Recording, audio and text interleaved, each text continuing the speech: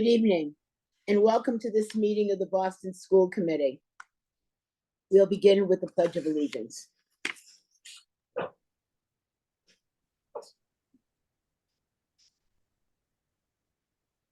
I pledge allegiance to the flag of the United States of America and to the republic for which it stands, one nation, under God, indivisible, with liberty and justice for all. Because this is a remote meeting, I will ask Ms. Sullivan to please call the roll. Thank you, Chair. Dr. Alkins? Mr. Cadet Hernandez? Yes. Ms. Lima Barbosa? Yes. Mr. Mehta? Ms. Polanco Garcia? Mr. Tran? Yes. Mr. O'Neill? Yes. Ms. Robinson? Yes, Thank you. We have a quorum. thank you. Tonight's session is being shared live on Zoom. It will be posted on the school committee's webpage and on YouTube. The recording will be available in all of the BPS languages. Tonight's meeting documents are posted on the committee's webpage, bostonpublicschools.org/school committee, under the January 10th meeting link. The meeting documents have been translated into all of the BPS languages. Any translations that are not ready prior to the start of the meeting will be posted as soon as they are finalized. The committee is pleased to offer live simultaneous interpretation in Spanish, Haitian Creole, Cabo Verdeano, Cantonese, Mandarin, Vietnamese, and American Sign Language. The Zoom interpretation feature has been activated. Zoom participants should click the globe icon at the bottom of your screen to select your language preference. I want to remind everyone to please speak at a slower pace to assist our interpreters. We will begin with the approval of minutes. I will now entertain a motion to approve the minutes of the December 13th, 2023 school committee meeting and the January 3rd, 2024 organizational meeting as presented. Is there a motion? So moved. Thank you. Is there a second? Second. Thank you. Is there any discussion or objection to the motion? Hearing none, Ms. Sullivan, will you please call the roll? Thank you. Mr. Cadet Hernandez? Yes. Ms. Lima Barbosa? Yes. Mr. Tran? Yes. Mr. O'Neill? Yes. Ms. Robinson? Yes, The minutes are approved unanimously. thank you. We'll now move on to the superintendent's report. I present to you our superintendent, Mary Skipper. Thank you, Madam Chair. I'd like to take a moment at the beginning to just reflect on what has been a very difficult time in BPS this past week. Since the return from winter break, we've experienced the loss of several students due to illness and several tragic accidents that all have happened outside of school. When a young person dies, the impact goes far beyond the school that the student attends. It really touches so many people in our BPS community. The loss is felt by the school communities the student was formerly a part of, as well as the school communities that the student's siblings, extended family, and friends attend. The events of last week and the young people we lost profoundly impacted our collective BPS community, our staff, our students, and our parents. A number of our school communities are working diligently to support our students and staff who have been impacted by the losses. I am grateful to the mayor's office, to our district's crisis team, to the Boston Public Health Commission for supporting our school communities and especially the families who lost a child. Working together across agencies, we continue to ensure that our staff and students have the tools and resources they need to process these tragic events. A special thanks to our social workers, to our clinicians, to our school psychologists and guidance counselors, to our school leaders and all of their teams for the care and empathy that they have provided to our students and staff during this incredibly difficult time. The district will continue to have resources available to the impacted school communities, and we will continue to work with all of the impacted families. Chair, before I move on to my report, I would just like to ask the members and the public to join me in a moment of silence as we pause to remember and reflect on the lives of the young people that we lost much too soon.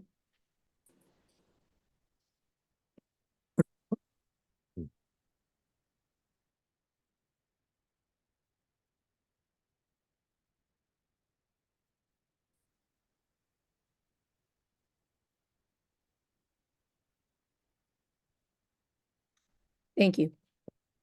I'll now move forward with the rest of my report.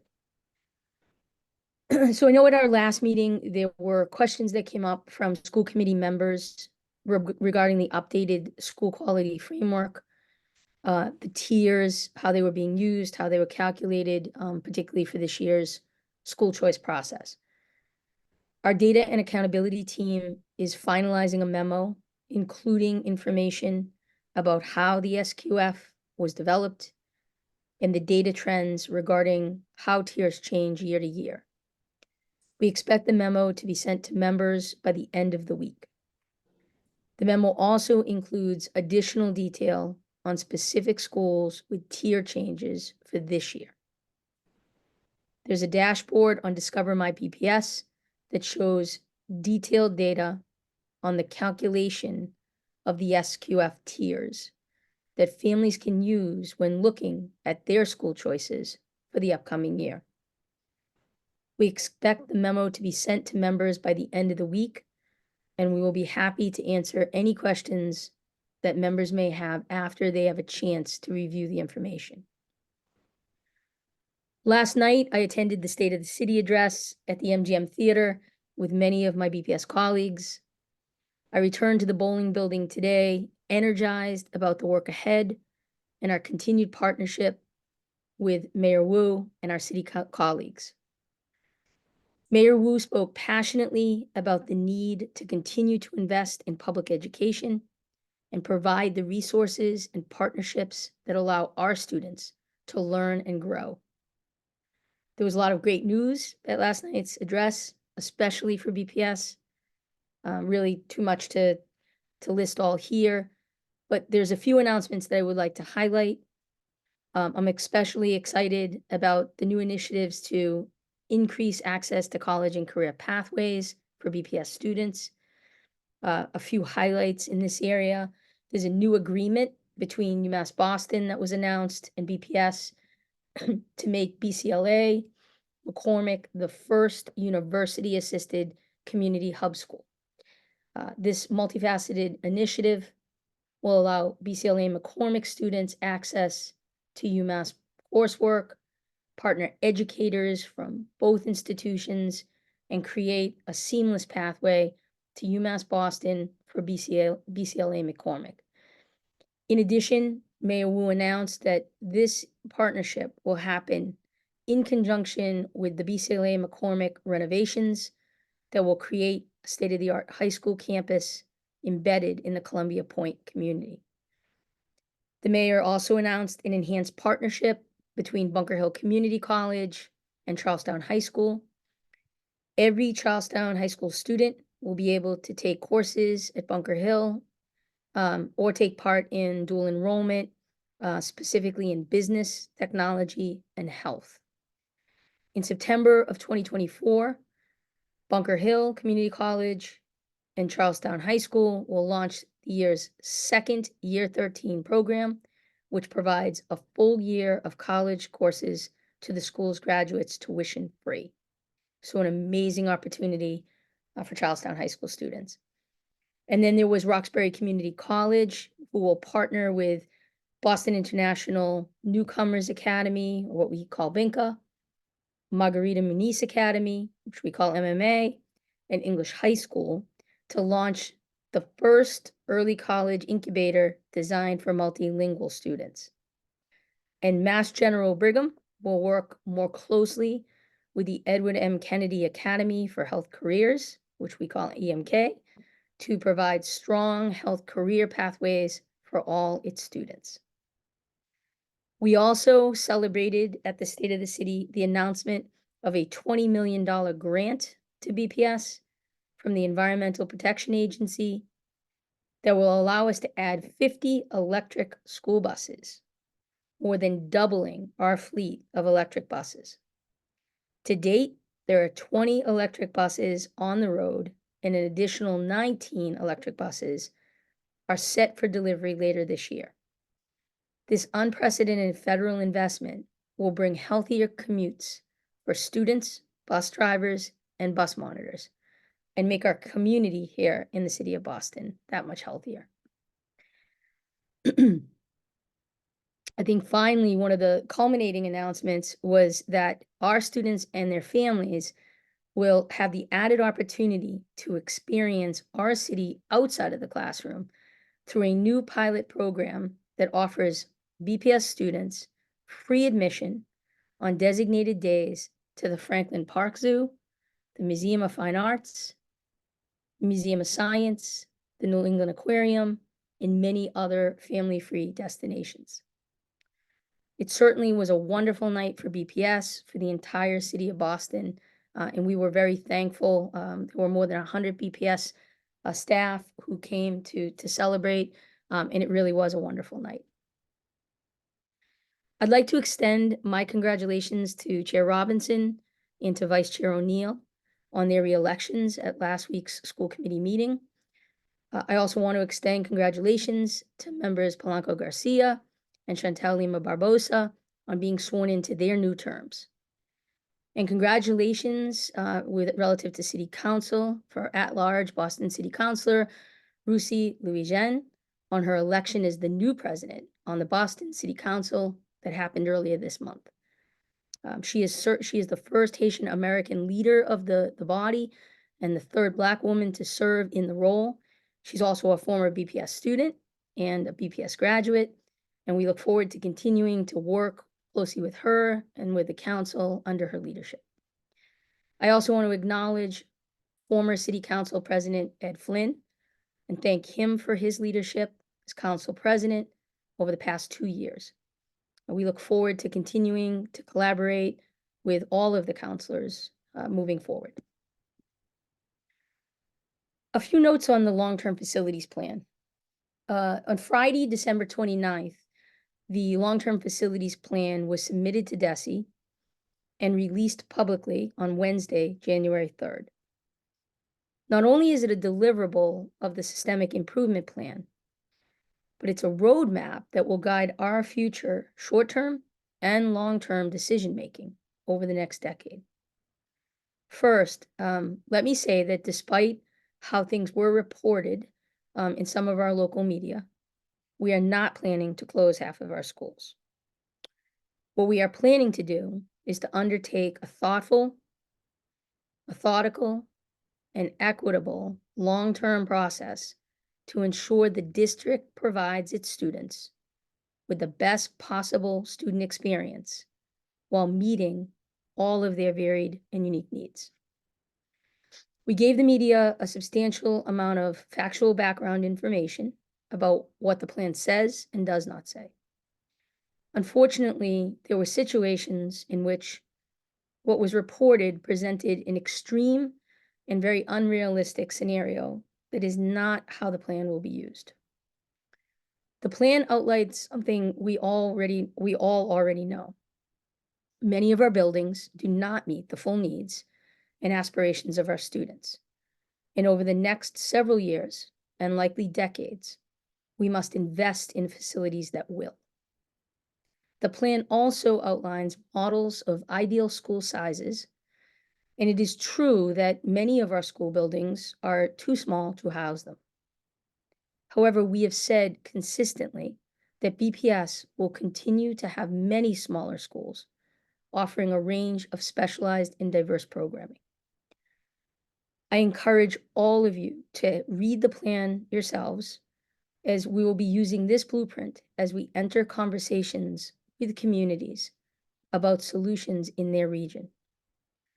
I want to invite the BPS community to join us for an upcoming citywide virtual webinar and in-person neighborhood workshops to dive into the plan and shape how it will be used to guide facilities planning and investments. At these events, we will share in more detail how to apply the decision-making rubric included in the long-term facilities plan and what it tells us about the impact of potential investments for BPS students. The webinar is on Wednesday, January 17th at 6 p.m. and will go until 7:30. Participants will learn about what's in the long-term facilities plan, and the meeting will be held by Zoom webinar. And you can learn more about it and register for it at boston.gov/GND-BPS. If you are unable to make that January 17th webinar, it'll be recorded, it'll be posted online, and there will also be neighborhood workshops held in person in February and in March. I'd like to share a few bright spots. First of all, I'm so proud of the BPS students and alumni that were part of last night's State of the City. The program featured students from the Josiah Quincy Elementary School who led us in the Pledge of Allegiance. Boston Arts graduate Tori Torrey performed and had with her 6 BAA graduates. I'm so proud of just our young people, their talents, their passion, as they were able to really showcase to the entire city what they're about. Tomorrow night at the Burke School, they will host the 41st annual BPS Dr. Martin Luther King Jr. celebration. The event will include student dance, music performances, and will feature the poetry of the annual BPS MLK Writing Contest winners. We're grateful to our media sponsors, WCVB TV, and all of the work of the BPS Visual and Performing Arts Department to make this night possible. The event begins at 6 p.m. and visitors can access the school auditorium using the Geneva Ave entrance, and it's sure to be an amazing night and inspiration. I'd like to close by noting that the BPS was represented at the Golden Globe Awards in Los Angeles this past weekend. Dorchester native and 2013 BLS graduate Ayo Edebri won Best Television Female Actor in a music or comedy series for her role in The Bear. It was a proud moment for BPS and for her mentors and friends at BLS, where she was a member of the school's improv troupe. And that concludes my report, Chair, and I'll open it up for questions. Thank you, Superintendent. I'll now open it up to questions and comments from the committee on this issue, as well as on the superintendent's report. I'd like to remind my colleagues about our agreed upon norm that we each have 5 minutes. Okay? Where's the question? Questions, comments? Mr. Cadet Hernandez? Thank you again for the report. I have a few questions, but I guess the first one is about the facilities plan, just to sort of know what's coming next. I read it and it was helpful. And in many ways, it's like, I don't know, it's like a plan to plan. And I guess I'm curious about some sort of like next steps in what people will see and then what we'll know. I guess specifically, when do we anticipate there'll be long-term projections for the district? Because it seems like that's a sort of critical piece of the puzzle. And then at what moment do we start developing a budget around the plan? Mm-hmm. So I will ask Chief Stanislaus to talk about the specifics of the dates, because I know that she has the timeline with her. But to give you a sense, I mean, what we've talked about is creating a cycle by which we bring forward to school committee in the spring our recommendations for closures, mergers, consolidations, changes. We've done a little bit of that in the fall, which had to do with 7th, 8th grade consolidations and so forth. But the intent is that with the rubric out now and with everybody being able to look at the same pieces of information and systems of information, that we are now going to be holding the workshops by the regions so that everybody can sort of see it. And as we talk through what the options are, they'll better understand based on all looking at the same information. Our anticipation is to bring to you as school committee in the spring the first set of recommendations from that regional work. In terms of the longer term piece of the enrollments, those are all part of what we're working to in terms of what a full master type of rollout would look like. I think that the thing here is that we want to make sure that we are in pace with the community. That has been expressed to us, and we feel that strongly, that making sure that the community has the same information we have and a process by which to talk through it and understand decision-making and what supports will come along with those decisions is going to be critical. So we'll be able to move as fast as we're able to move with the community in those ways. In terms of the budget pieces, again, those will get factored into the budget, as we're looking at the forward budget, the forward thinking budget. So, for this year, those decisions we'd be making in April, in the spring and May, those will be factored in, whether that's a 25-26 decision or a 26-27 decision. And then those will get dollars kind of put to them as we make decisions about what that is, whether that's a consolidation of grades, whether that's a consolidation of schools, whether that's a closure of school. I guess- Oh, Can I just to follow up in that, and then we can pass it over. But I guess what I'm struggling to understand, and I think this is probably where we saw confusion once the plan came out, right? Is like, what's the target? And so it sounds like we're going to go through a different process to make decisions about school closures and mergers and consolidations, but that we're still not going to be, we're not really zooming out to understand the implications for the whole city. Unless what I'm missing here is like, is this a region by region approach? And so we should be talking about mergers and consolidations by region instead of thinking about the system as one, or is this one BPS system? Do you get what I'm saying? I'm like, I don't know what our targets are. And I think it's why when you hear like up to half of the schools could close, and it's like, well, no, that's not going to happen. But then it's like, well, when will we know what is happening? And it feels like the information people are getting is you're going to know the same way you kind of knew before, which is every once in a while, there'll be a batch of school closures or mergers that are brought to school committee, and then they'll vote on them. And it might have better information, but it still won't have a full picture of the system. And I think that, at least as a committee member here, that's the part where people have felt the most tension. And we have even said as a body, like, okay, this is the last batch that we're doing without having a full understanding of what the scope of the system will be by a given date. Does that make sense? Yeah, it makes sense. I think what I would say is that the depth of the information we have right now is vastly different than what we've ever had system-wide. The FCA has never existed, ever, in the way that it does, to give us that 10,000-foot view of the district and all of its buildings. The pre-K to 6 and the 7 to 12 design was work we'd never done district-wide to be able to ascertain what parents and students actually really want, right, in their schools. This is both a regional approach in the sense that there are decisions to be made for regions, and that is to make sure that students and parents don't have to rely on students traveling a great deal of time on buses to actually be able to get the high quality student experience that they're asking for. So yes, there is a considerable amount of regional work, and that's the regional workshops that Del will kind of speak to that we have been putting out there in terms of the dates. And those will continue in cycle, right? It's not a one and done thing.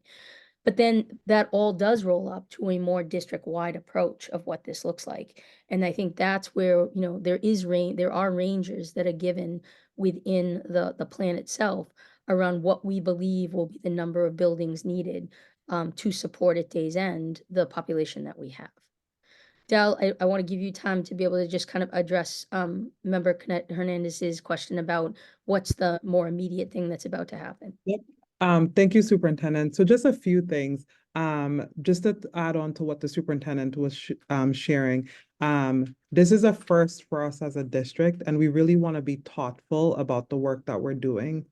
And in the long-term facilities plan, we added ranges, right, for our high schools, like future state for ranges of where we could possibly land for our 7 through 12 schools. So with that, we landed in sort of like what the district will look like a 19 through between 19 and 24 high schools, and for our pre-K through 6, the range is a lot larger, 40 through 80. The thing is that BPS, within BPS, right, our schools, we have a number of smaller high schools, right? And it's not ideal, like we will see in other districts and or other schools across the city of Boston. So knowing that we will not be taking a number of those schools offline.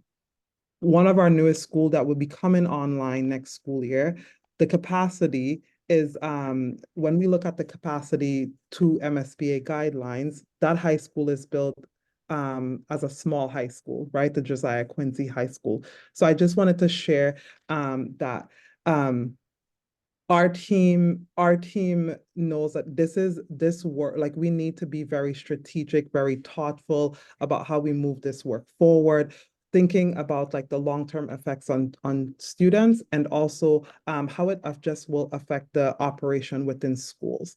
So with that being said, how we're moving the work forward within capital planning, we're starting with a webinar on the 17th, where we will where we will bring to the community, dive into the long-term facilities plan, shared with the community, what is the long-term facilities plan? How did we get here? The whys, and our current state as a district, our 119 buildings, and sort of like future state, what the district would look like in future state and the reasons why. And we'll be sharing how we would like the community to engage.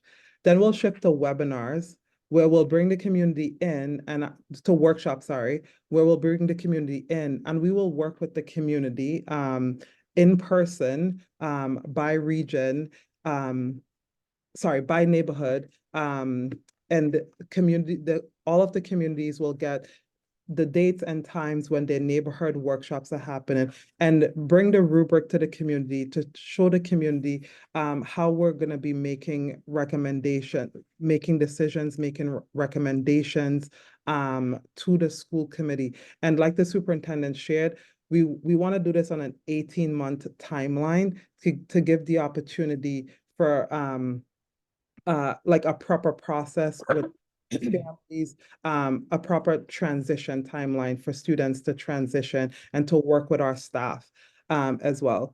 We're going to use this first year as a learning year. We're going to collect data, and we're going to come back to the school. We're going to consistently come back to the school committee as we continue to like refine the work that we're doing.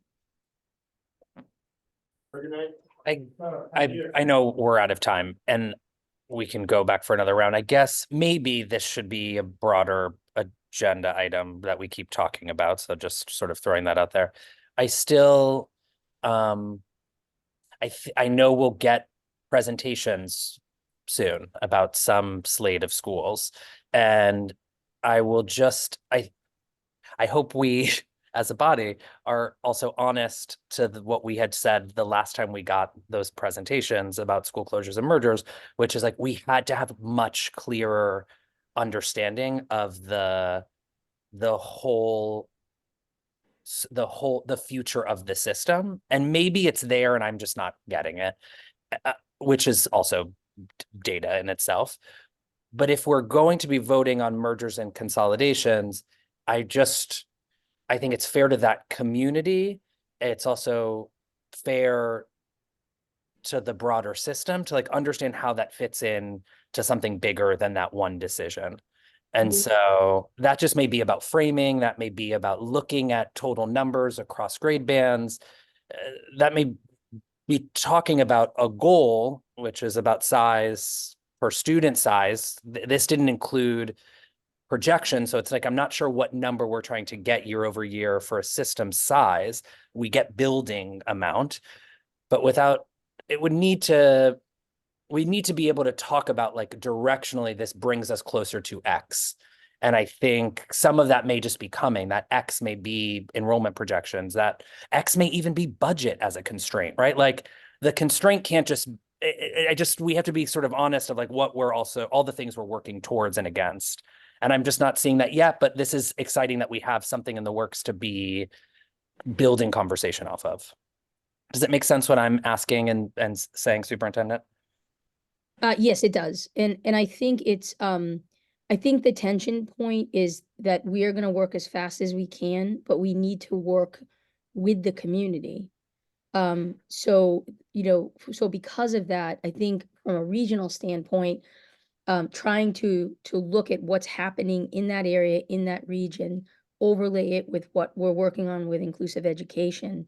And then what we're seeing in terms of the enrollment pieces in that particular region, keeping the solution local.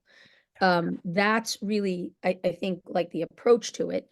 And I think that what would probably make sense is as we kind of get into this, being able to sort of give you an example, you know, with the region of how we might kind of walk through that.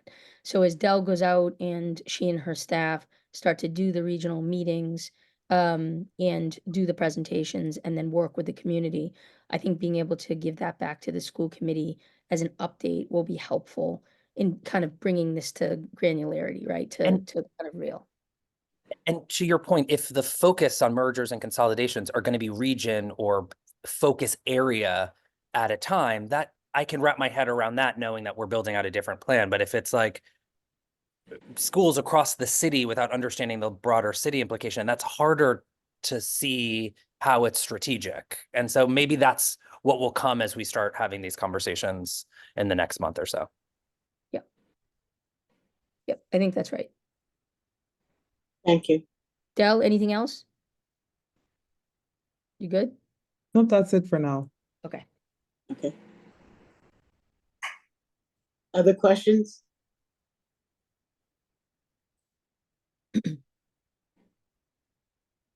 Mr. O'Neill?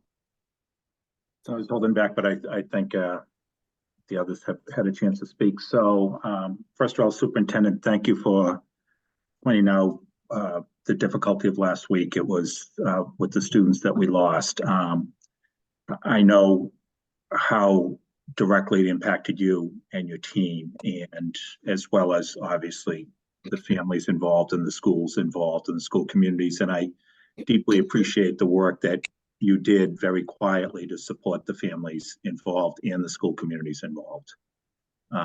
So thank you for that.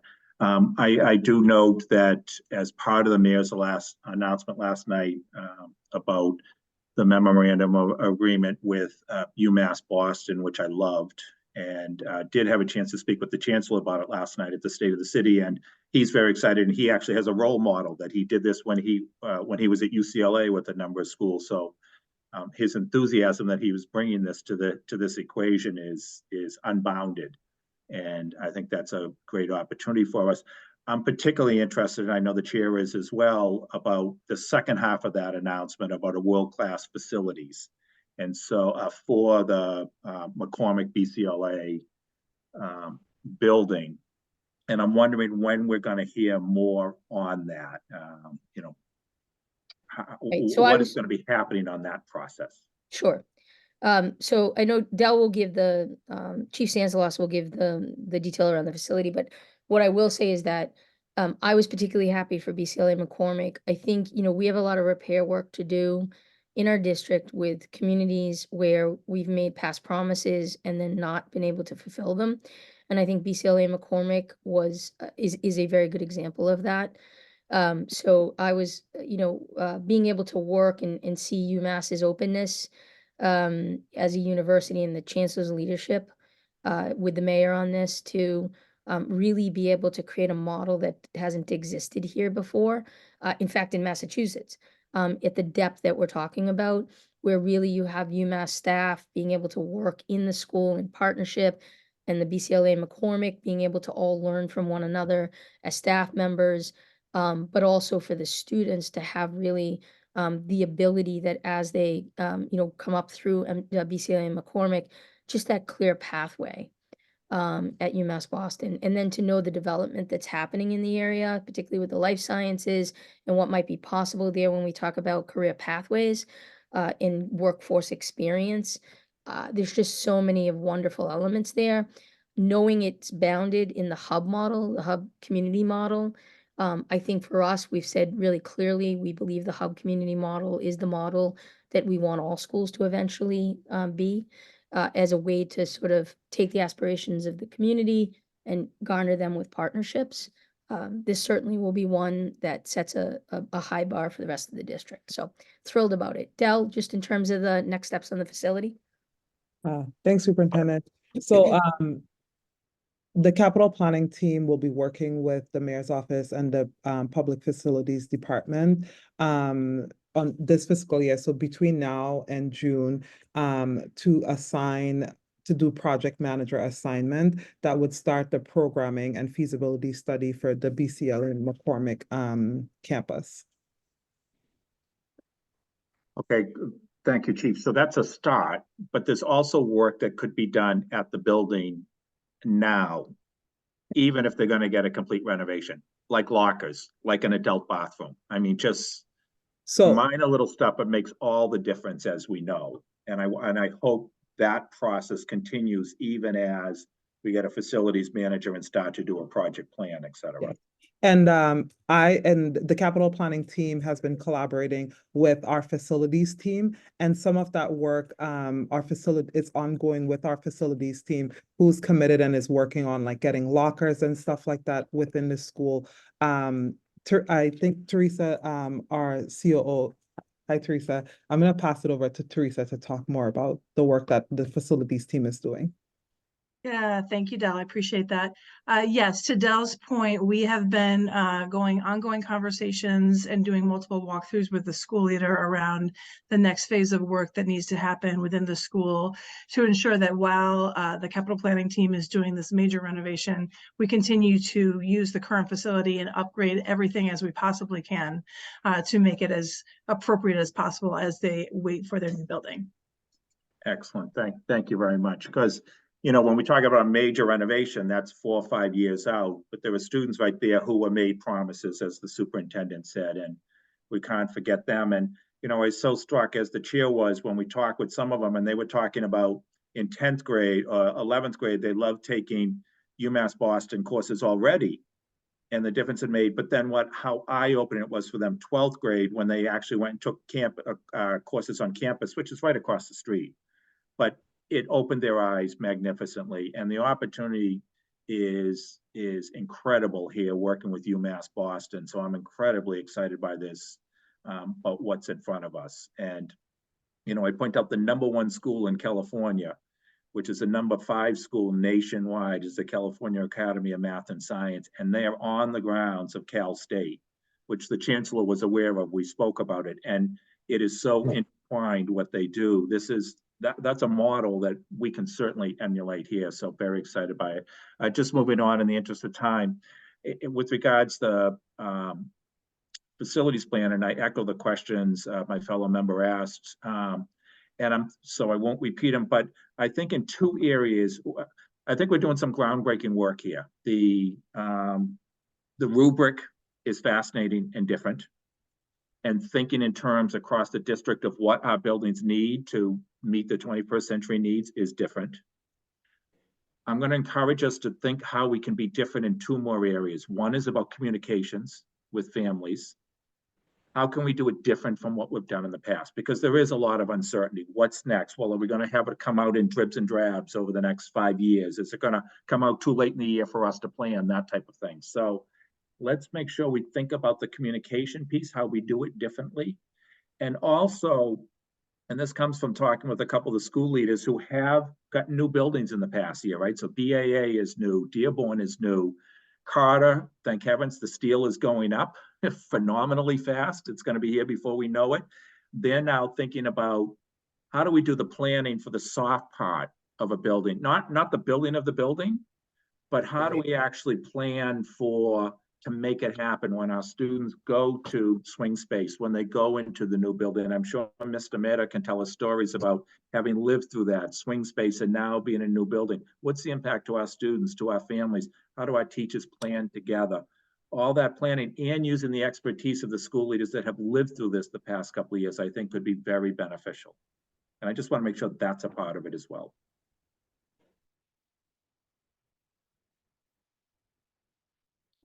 Yes, for sure, Vice Chair.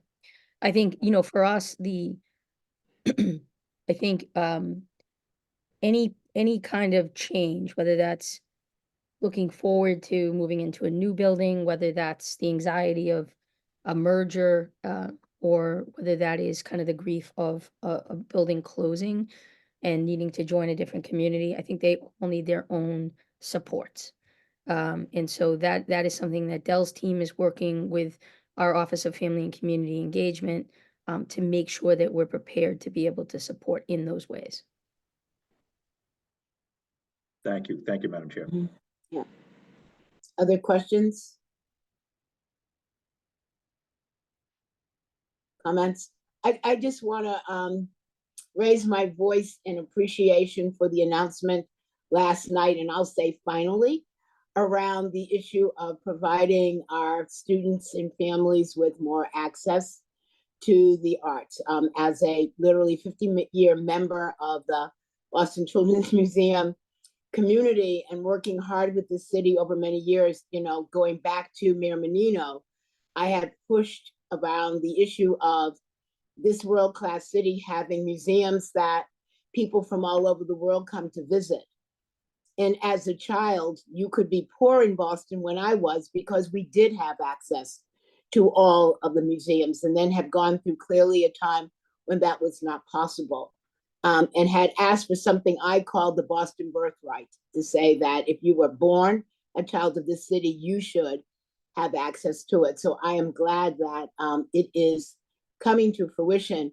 And I really hope that we will work with our schools and our families to purely take advantage of this opportunity. I know New York has something they call cool culture. There are other models of this around the country, of museums working hand in hand with families and schools to access the riches of the city. But, you know, Boston has world-class museums, and I hope not only will we help families to take part of it, but that we also, I mean, it's something we've not talked a lot about in recent years, but field trips to make sure that as part of their school days, that our kids are also getting introduced to these fine institutions through our work in the school. So I look forward to seeing this begin, but hope that this is not the end of this this relationship, that we can only grow it more in time to come. Right. So glad the announcement has finally been here. If there are no more questions, I'll now entertain a motion to receive the superintendent's report. Is there a motion? So moved. Thank you. Is there a second? Second.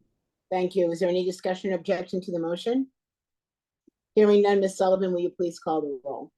Thank you, Chair. Mr. Cardad Hernandez, Yes. Ms. Lima Barbosa, Yes. Mr. Tran,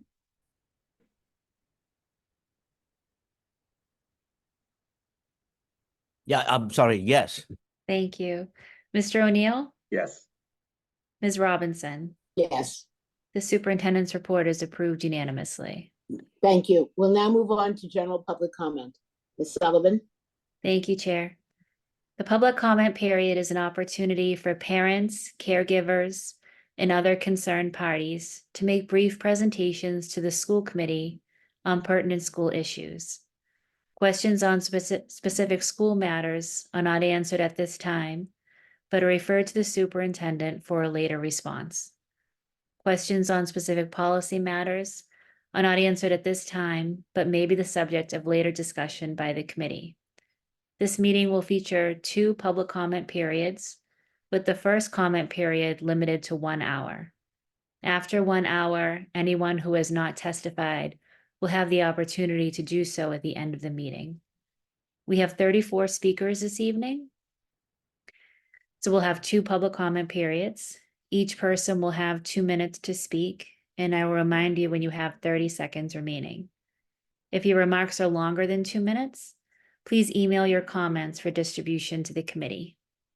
The time that an interpreter uses for English interpretation will not be deducted from a speaker's allotted time. Speakers may not reassign their time to others. Please direct your comments to the chair and refrain from addressing individual school committee members or district staff. Please state your name, affiliation, and what neighborhood you're from before you begin. When I call your name, please raise your hand virtually, and please make sure you're signed in to Zoom with the same name that you used to sign up for public comment. We'll begin with Bruce Chan, followed by Alyssa Lowe, Lisa Lay, Ashley Arias, and Sophia Martinez Gonzalez. If you could please raise your hands virtually.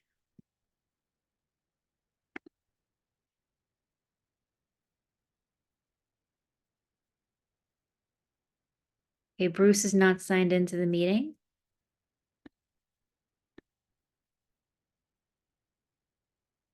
Alyssa?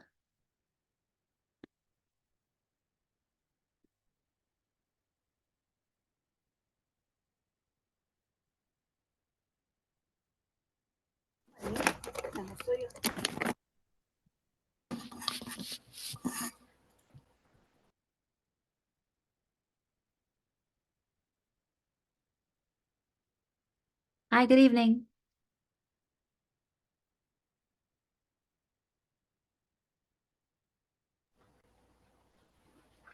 Do I start? Yes, please. My name is Elisa Lowe. Hello and good evening.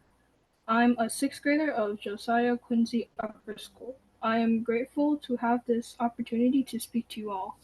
I live at Dunstable Street in Charlestown. Because of my home address, I'll be assigned to Tier 7. I think this tier system is very unfair. I 咁 live 我 with 對 my 呢個 family 嘅分層嘅 housing 分配學位咧， Charlestown, 就可能非 where 常之 houses 係 and mansions 唔 around 公 our 平嘅 projects 喎。 cost over $1 million, but not where 咁 I 因為 live. 咧， My 因為 family lives in poverty. We live below the poverty line and live in a house with no bonus points. My mom works and takes care of me and my brother who has autism. I have been studying very hard because I have a goal, which is to go to one of the exam schools. Yet exam schools tier grouping has totally ruined my goal because my home address has dragged me to tier 7. I feel that because based on my family's income, I should be in a tier that can add more points to my background, not tier 7. I heard about exam schools when I was in 2nd grade. From that time on, I told myself I wanted to go there and would work hard to get good grades so I can go to one of the schools. In fact, I did and continue to get good grades. The recent exam school policy added only 4 points to tier 7 has almost crushed my dream. The tier policy says the tier with the lowest socioeconomic scores will go first in each round. That sounds like a lie to me because I am also from a low socioeconomic family, and yet I don't think I'll get the low 20 socioeconomic seconds. scores. That's why I am here to ask the school committee to reverse the tier system and add 10 points to the public housing for tier 7 in Charlestown. Thank you. Thank you. Our next speaker is Lisa Lay.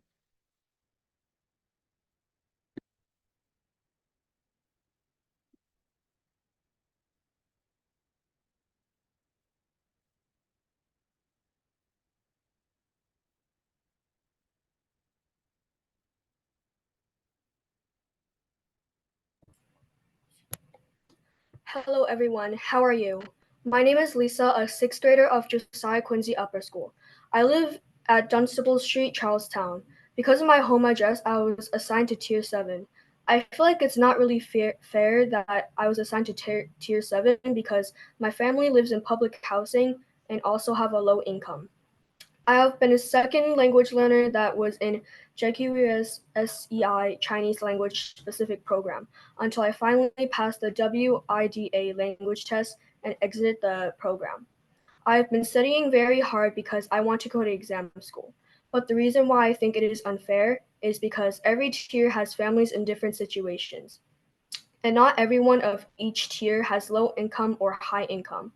This is not fair for us because we have low income and are assigned to higher tiers. I should not be Tier 7 and I should be in a lower tier to provide me with more benefits. The change in exam schools policy of adding 4 points instead of 10 has made going to exam schools even more difficult. This is really unfair to me and I would like the school committee to reverse the tier system.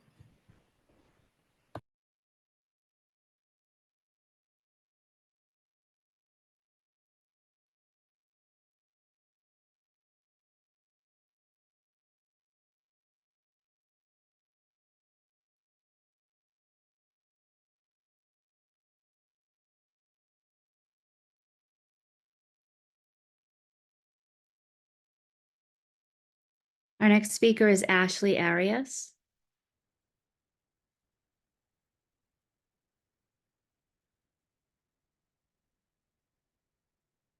Ashley's not signed into the meeting. Let's try Sophia Martinez Gonzalez. Sophia will be followed by Jairo Lind, Michael Heischman, John Mudd, Lisa Jean Graff, and Rachel Goldsmith. If you could please raise your hands virtually. Sophia?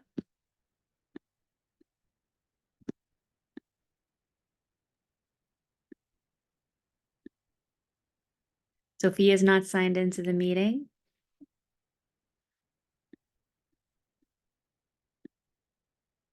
Let's try Jairo Lind.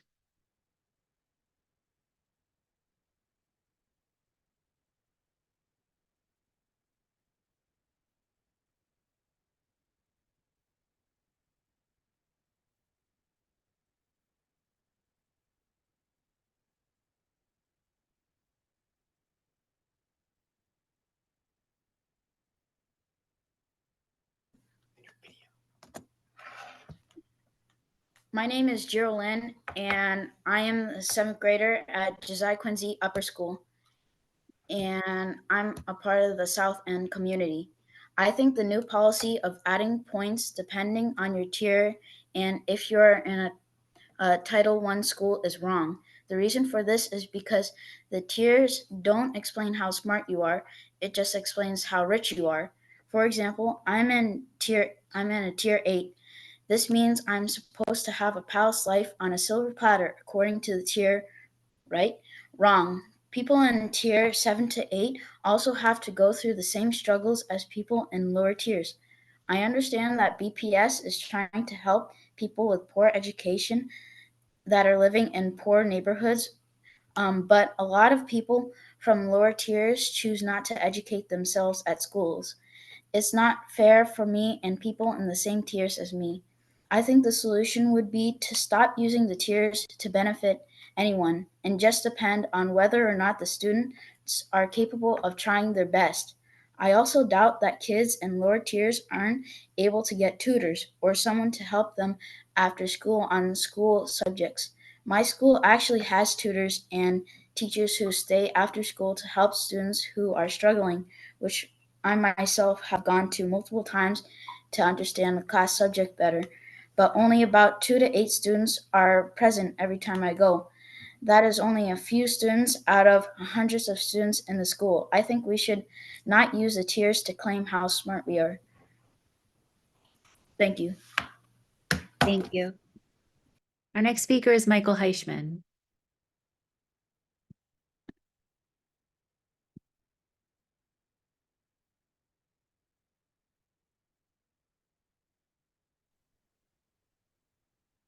Mike Heischman, Beja, Dorchester. Equity, transparency, trust, support. Without equity and transparency, there will be no trust and support. Instead, you will generate resistance. Too many of our children have and are attending substandard facilities. Some of the buildings are deplorable. From your recent document, which you call your long-term facilities plan, quote, our goal is to ensure that every BPS student learns and grows in school buildings designed to support rigorous and culturally affirming learning experiences, health, wellness, and enrichment opportunities, close quote. If we believed and trusted you, the Green New Deal would be a time of support and celebration. Do you really mean every? How much would this 10-year plan cost? At the end of this period, what percentage of our children would be attending these schools?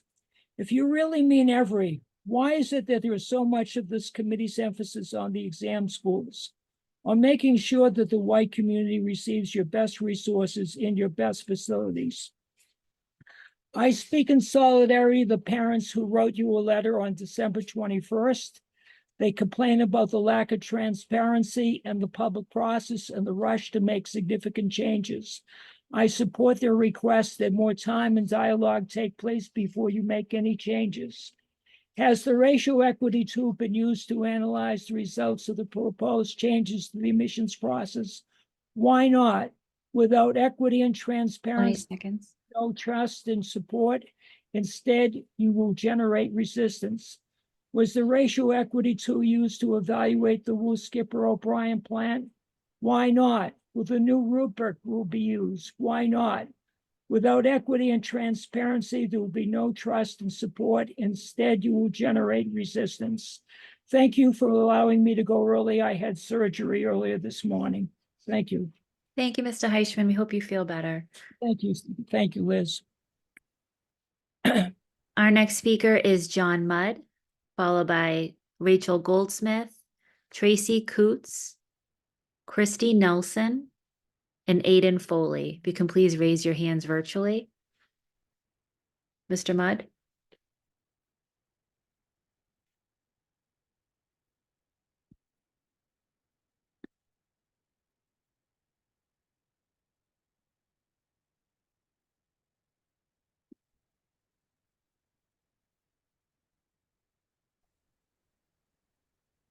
Okay, can you see me? Hear Yes, me? we can. Yes. Okay. Thank you. My name is John Mudd. I'm a resident of Cambridge and a longtime education advocate in Boston.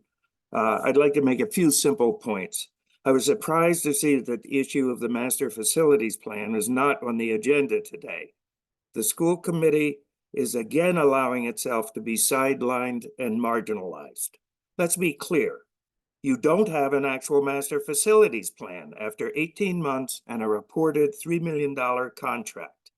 The so-called long-term facilities plan does not show what is being planned for specific schools in each neighborhood. It continues the past ad hoc piecemeal approach by providing for individual annual proposals for years to come without having an overall district plan as the context in which these decisions should be made.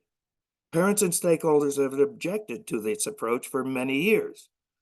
BPS has submitted a plan without enrollment projections, without a budget, and without the specifics and timelines for mergers, closures, renovations, and new builds. You also don't have a plan for authentic community engagement. Parents and stakeholders have been asking to see drafts of proposals for their schools in each neighborhood so that they could comment and advise the district before plans are put in final form. This authentic kind of engagement that would treat parents and communities as genuine partners in the decision-making process will not happen under the long-term plan as proposed. Under the plan, the district, after community workshops on the rubric, the district will synthesize the findings and develop specific proposals to share with a new time-bound advisory working group, and then share with the school committee. Who and what is this time-bound advisory working group? According to the timeline presented, there is not even the pretense of engagement by the community in the specific annual proposals. Mr. Mudd? This is unacceptable. Demand a full master plan. Thank you for hearing me. Thank you. Lisa's not with us, so our next speaker will be Rachel Goldsmith.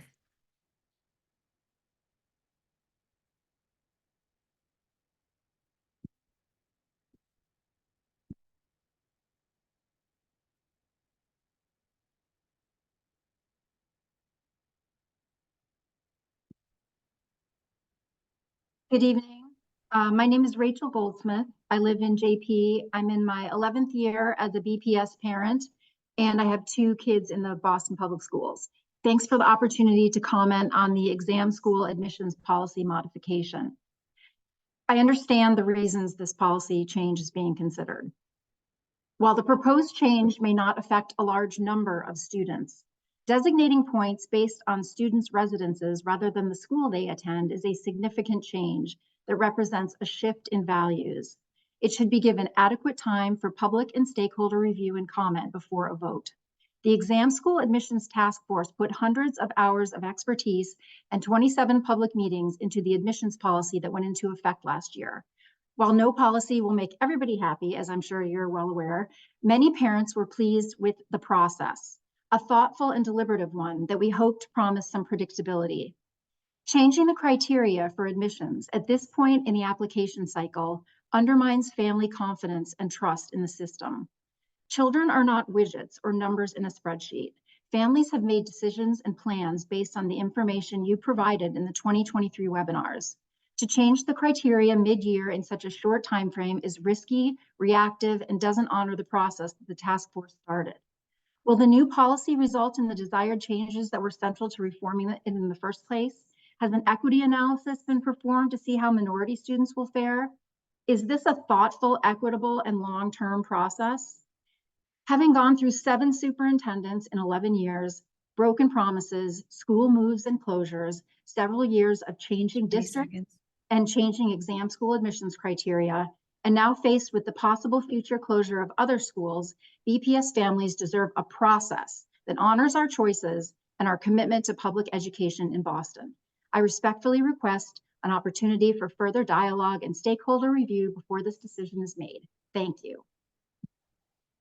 Thank you. Our next speaker is Tracy Coots.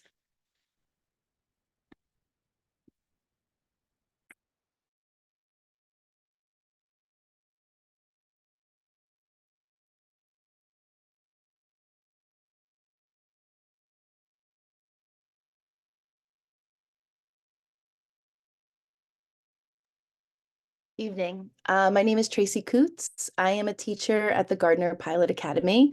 Thank you for allowing me to speak this evening. I would like to share my concerns with the sudden removal of our principal at Gardner Pilot Academy, Erica Herman, and the huge ramifications this action has had on students, families, and educators at GPA.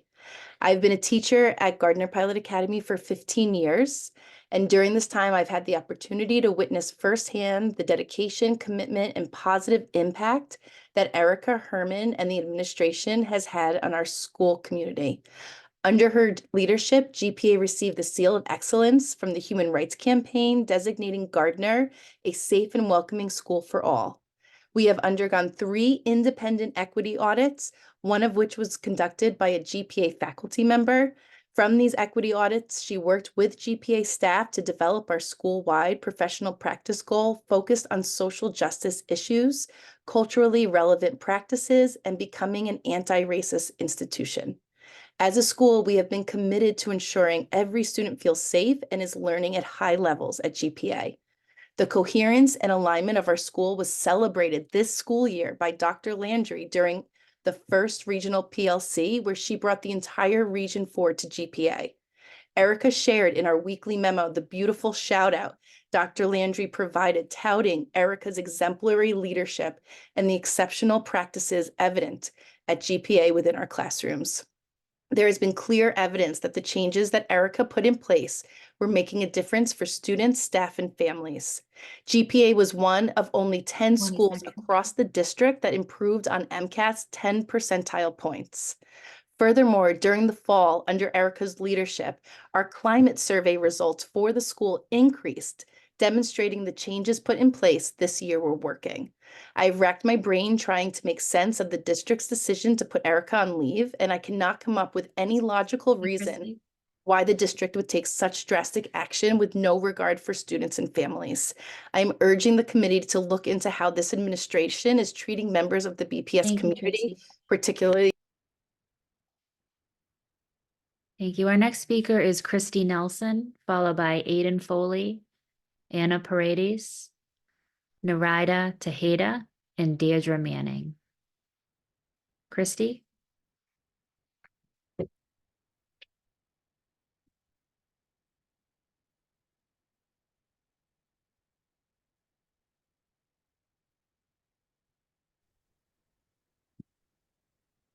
Hi, good evening.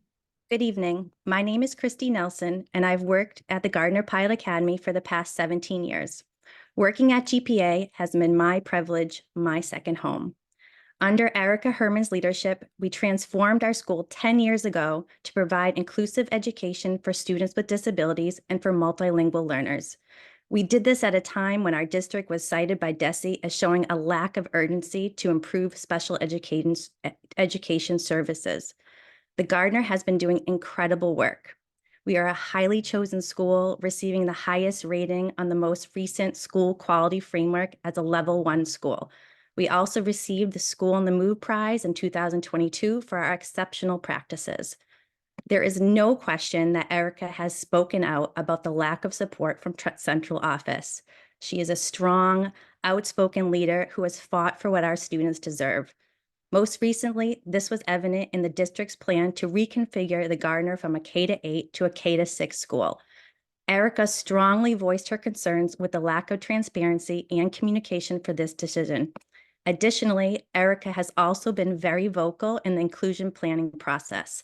Specifically, she has highlighted the lack of sufficient funding that English language learners and students with disabilities who require additional reading support. Despite these massive hurdles, Erica always led the Gardner with optimism, keeping our students and families at the forefront, always advocating for their needs. 30 seconds. I've tried to rack my brain on how this district arrived at the decision to put Erica on administrative leave without any notice. I've wondered, did Erica's outspoken leadership become a problem for central office? Did her advocacy for our school start to annoy people at the top? Did her demands for transparency become too disruptive for the administration? I deeply hope this is not the case. I would hope that outspoken, passionate leadership like Erica's would be valued by administrators who care about our students as much as we do. I urge the committee to work to create a climate where leaders in our schools can speak out against inequitable district policies. Thank you, Christy. Thank you. Our next speaker is Aiden Foley.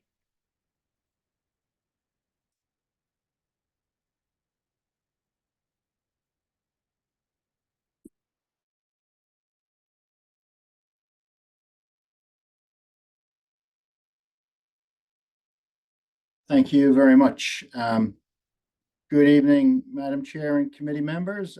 My name is Aiden Foley, and I am a resident of Jamaica Plain and a parent of students at the Curley K-8 school and the Joseph P. Manning Elementary School, both in Jamaica Plain.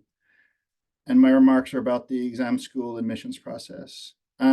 Firstly, regarding the tiers, in some cases, they provide applicants living on different sides of the same street, Chestnut Avenue in Jamaica Plains, an example, with bigger differences than all available bonus points and also exceed the difference between straight A's and straight B's. 2023 admission data showed that 95% of applicants who didn't receive an invitation lived in tiers 6 through 8. Distribution of invitations should be fairer to give all applicants a fair shot. Providing bonus points to some but not all BPS schools is unfair and harms students. An alternative is needed. The approach suggests that some students at the non-Title I BPS schools have advantages. As a parent of students at both types of schools, I don't see a substantive difference. In response to a public record request, it appears the BPS doesn't track application score data on applicants from different BPS school categories.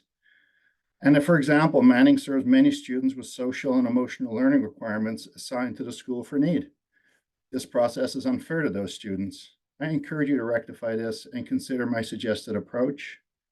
Overall, a more targeted approach to bonus points is merited based on specific and identifiable factors impacting individual students. My suggestions on the bonus points are to retain the 15 bonus point category, provide 1 bonus point per year of public school attended to a max of 8, 5 bonus points for economically disadvantaged students, and up to 5 bonus points for students with IEPs attending BPS schools. And I thank you for taking my comments, and I hope I can contribute further on this discussion, important topic. Thank you. Our next speaker is Anna Paredes.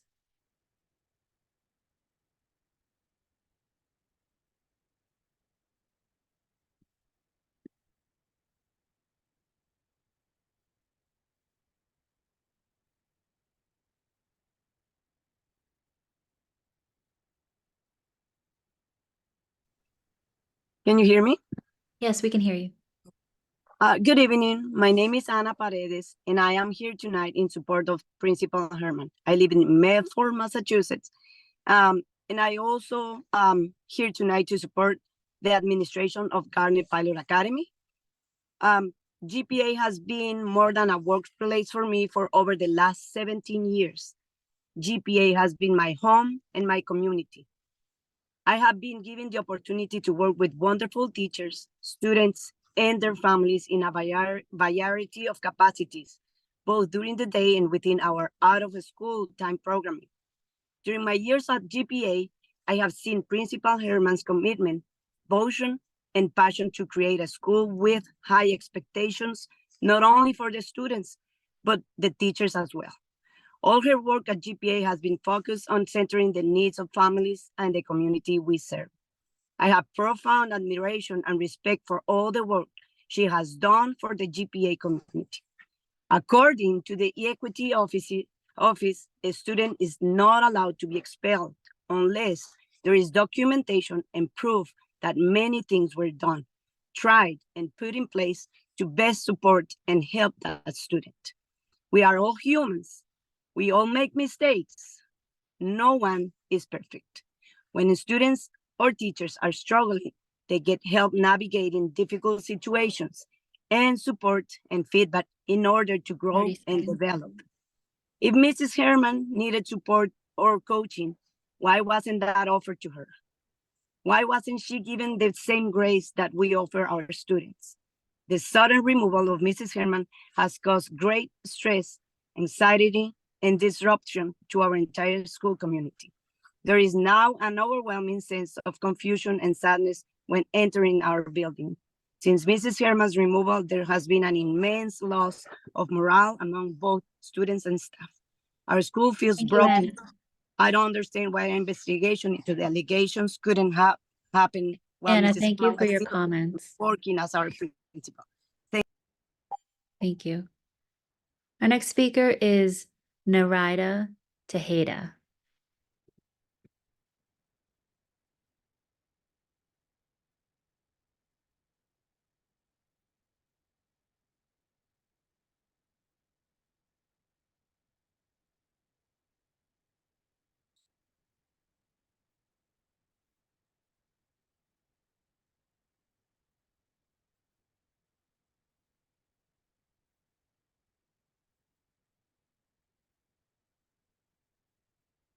Okay. Narida is not accepting the prompt. Let's try Deidre Manning.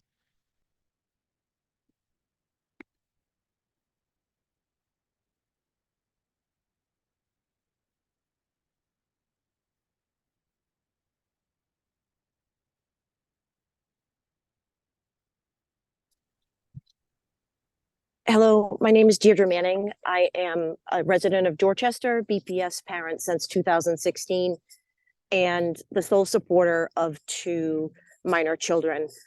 Some housekeeping matters. The tier map was promised the end of the fall.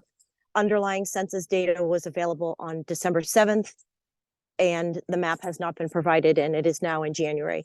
An email sent last Wednesday to the Office of Data and Accountability, and 2 phone messages left on Friday were not returned. MAP scores were released on January 2nd, much later than the scores were released in June. Developing a calculator was mentioned to help families avoid possible admission. A calculator was not developed.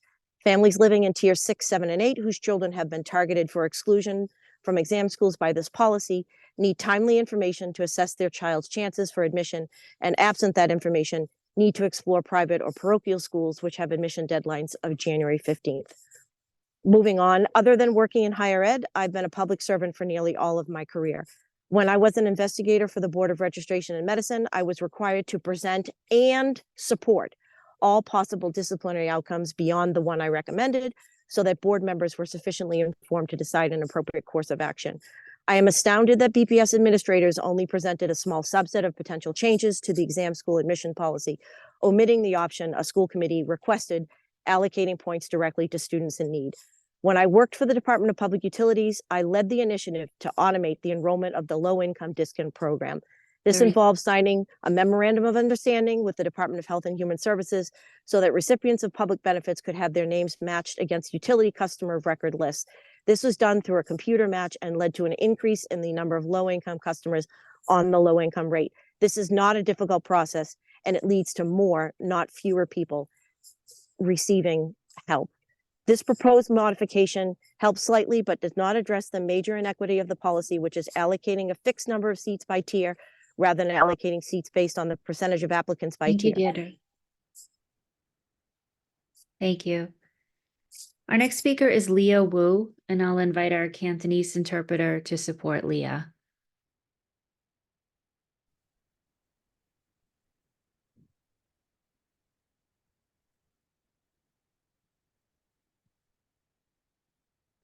Leah，你喺咪度啊？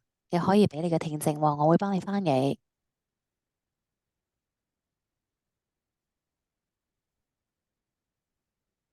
I don't see a response. Leah，你喺咪度啊？你可以俾你嘅聽證喎，我會幫你翻譯㗎。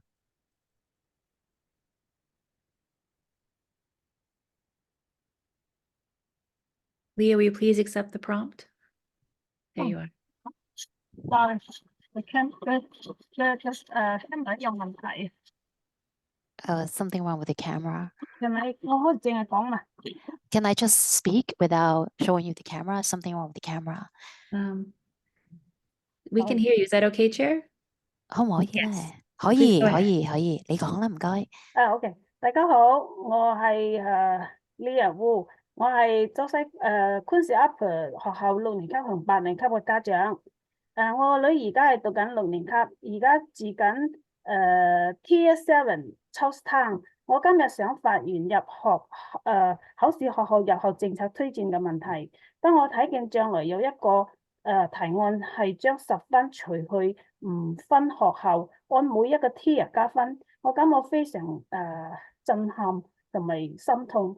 如此不公平對待我哋 Tier 7，因為你每一個 tier 加分，現在由10分減去6分，我哋淨係加4分。我已經感到我嘅細路仔咧喺一步一步剝削佢哋努力學習成績。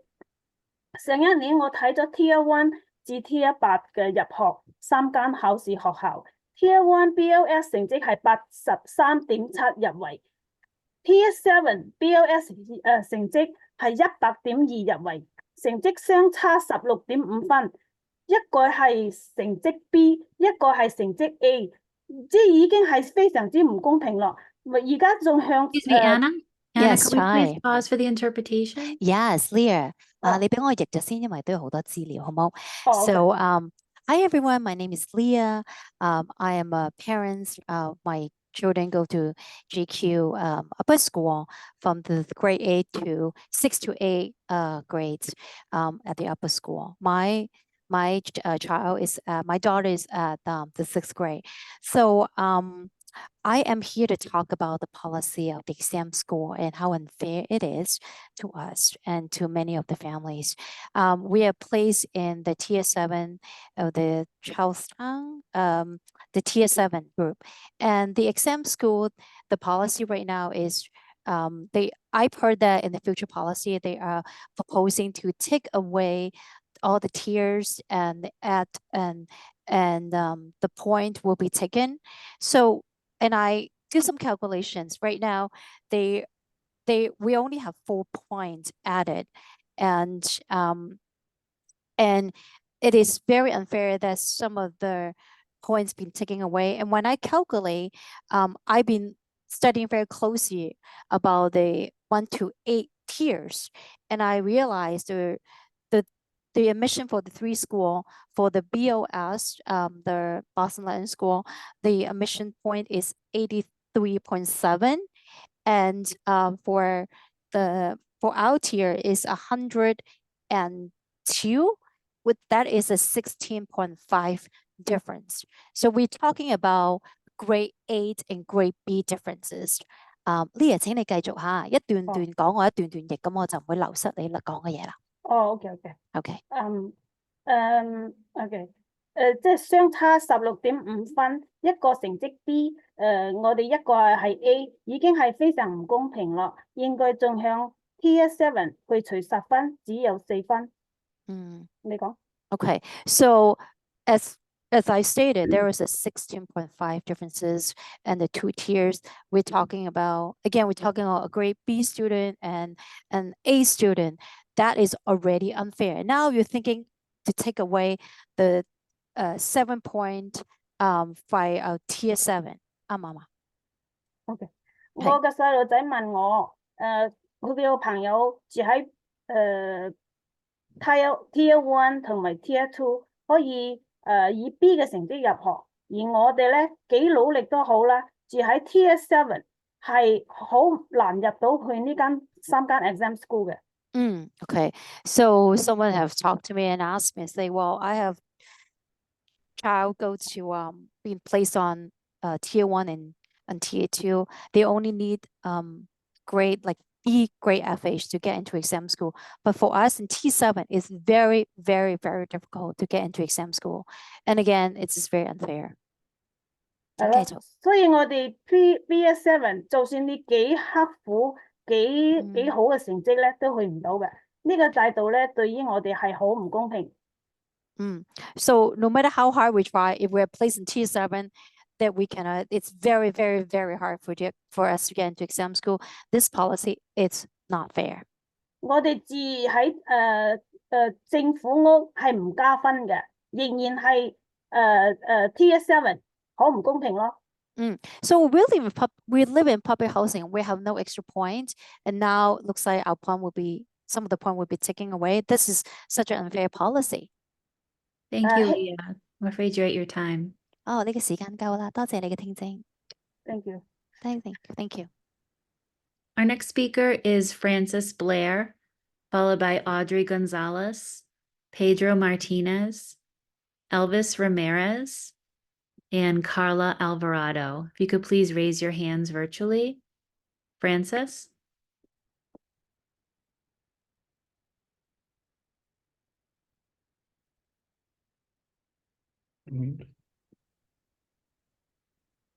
Hi, my name is Noel Blair. I'm here with my wife, Frances. We are both born and raised in the South End. We continue to live in the South End. We're both BPS graduates. We're now raising our 3 girls in Boston Public Schools, and we are fully dedicated to the support of the community and Boston Public Schools. I think our comments today are going to echo a lot of what you've heard about the exam school policy change. Hoping that you will look past the numbers here and really examine how this impacts individual families. What you've heard so far is 2 things. One is that taking points away from Boston Public School kids, which is what you're doing when in Tier 7 and 8, you're taking away between 6 and 8 points, is a big problem for Boston Public Schools. And 2 is that the timing of this change is impossible for families. So we're asking that you delay the implementation of this policy so as not to contradict what has been given to us in terms of information on what process was going to be used, now taking points away, pulling the rug out from under our kids, and also to give some time to really understand and study the impacts of this policy, which is certainly in Tier 7 and 8, the most competitive areas of admissions, going to favor private school kids instead of Boston Public School kids. This is a significant policy change. This is going to impact 164 kids. It is not a minor change as of last year. And it in tier 7 and 8 it is going to completely upend the competitive balance. That's where you're going to see all the changes. And the implementation would impact our oldest kid. And we're not alone in it, clearly from the comments that you've heard so far. Taking away that 2 extra points means that she won't get the opportunity possibly of going to an exam school. And we are past the time of trying to figure out alternatives. That time was back in the fall, if we wanted to do that. Thank you, Noel. Thank you. Our next speaker is Audrey Gonzalez.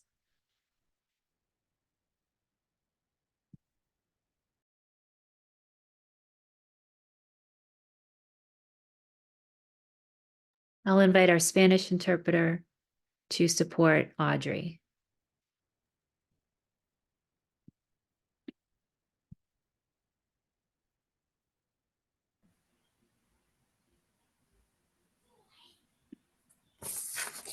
Hola, buenas noches.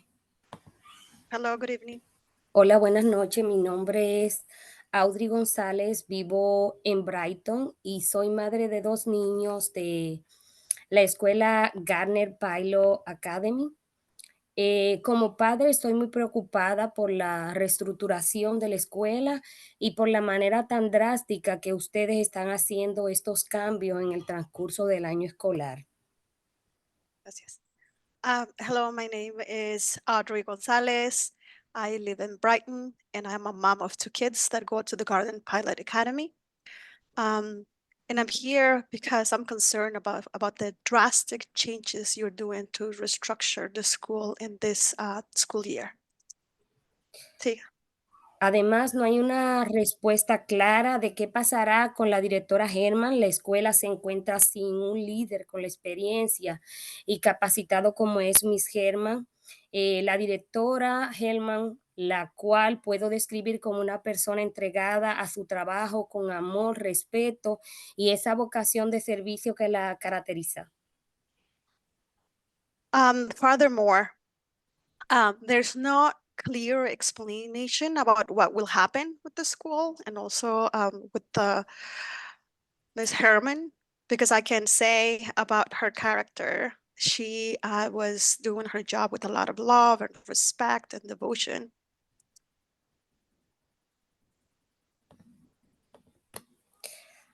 Esta situación es muy difícil para mí como padre, ya que de tener una experiencia tan linda en la escuela, hablando con mis hijos de su día a día, de cómo la directora iba a clases, chequeaba a todos que estuvieran bien, los alentaba a continuar esforzándose, a que mis hijos cada día me estén preguntando qué está pasando en la escuela, dónde está la directora, y realmente yo no sé qué decirles. This situation is very difficult for me as a parent because my 2 kids were going to this beautiful school every day. They would talk about their school and the principal and how the principal supported them and their effort to continue doing good in school. And now I don't know what to tell my kids when they ask me every day, where's the principal? What's going to happen with the principal? Estoy preocupada por la educación de mis hijos y me pregunto qué me garantiza que mis hijos estén aprendiendo con equidad. Por favor, me gustaría que hablaran con claridad y que tengan una pronta respuesta a esta situación que está afectando muchísimo a los familiares y a los niños también. Gracias. Gracias. I'm very concerned about my kids' education. How can BPS can guarantee that my kids are actually learning in an equity space? So if you can be more clear or clarify the situation as soon as possible, because the situation is affecting the families and students. Thank you. Thank you, Audrey. Our next speaker is Pedro Martinez, with the support of our Spanish interpreter.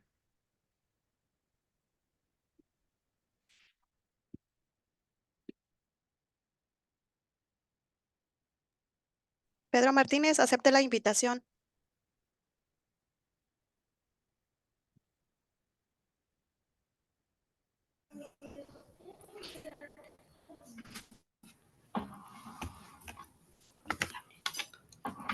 Buenas noches, ¿me escuchan? Sí. Good evening. Excuse me, Pedro, could you please turn on your camera? ¿Puede encender su cámara, por favor? No me deja encenderla. No sé qué Doesn't pasa. let me. I don't know what's going on. Okay, please begin. Empiece, por favor. Buenas noches, mi nombre es Pedro Martínez, como escucharon, soy residente del área de Holston y pues la verdad he tenido muy buenas experiencias con GPA. En estas últimas semanas me he encontrado un poco preocupado por la situación de que siempre la cabeza de la administración es la que dirige todas las personas. Entonces, nosotros durante estos tiempos que mis hijos han estado ahí hemos tenido muy buena comunicación con todo el personal y creo que estos cambios preocupan mucho no solo a nosotros los padres, sino también a nuestros hijos. Y quisiera Disculpe. saber la verdad. Ujú. Sí, me da permiso, voy a decirlo en inglés, gracias. Sí, sí. Ujú. Okay, as you've heard, my name is Pedro Martinez. Good evening. I live in the area of Boston. Truthfully, I have had a good experience sending my kids to the Garden Pilot Academy. But lately, I'm very concerned about this whole situation because how is it possible that the head of school who is in charge of the administration is heading the school, and also my kids had good communication with the staff before, but this change that's happening right now, it's affecting the families and the kids. Continúe.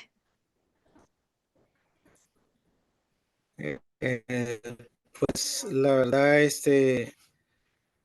nos gustaría, ¿verdad? Que se resolviera esta situación porque no quisiéramos estar en esta expectativa qué irá a pasar. Como dijo una madre que escuchamos hace un momento, nuestros hijos preguntan qué está pasando, qué va a pasar, y a veces no tenemos la respuesta correcta. La señora Herman ha sido una persona excelente con nosotros. Siempre nos hemos sentido muy apoyados por parte de ella, de todo el personal, y quisiéramos de verdad tener una respuesta pronto. Gracias. Okay, gracias. So truthfully, I would like to know if they can resolve the situation as soon as possible, because the unknowing that we don't know what will happen, just as the previous parent who mentioned a while ago, who said, our own kids are asking questions. Where's Mr. Herman? What's going to happen? And to tell you the truth, we have had an excellent relationship with Ms. Herman, who has supported us and also her staff. So what can we answer our kids when they ask us? So if you can come up with the response as soon as possible, that would be great. Thank you.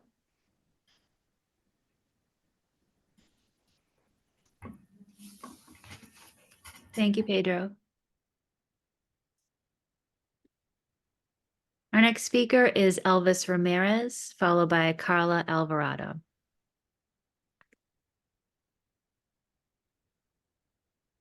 Okay, Elvis isn't with us.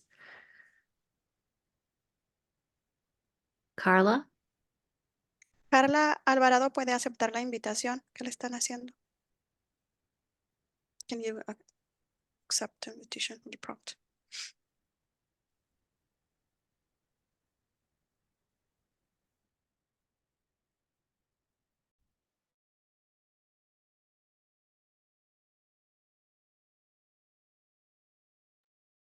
Carla, le están invitando que usted acepte. Cuando diga aceptar, diga sí.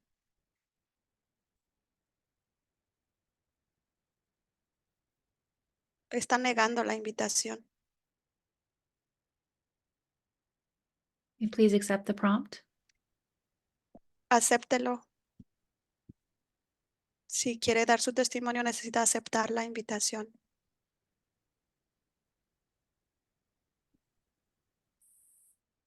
Okay.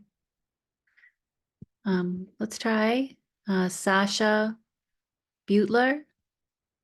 Sasha will be followed by Lucia Lopez Codis, Debbie Barrios, Cynthia James, and Michael Kuzi.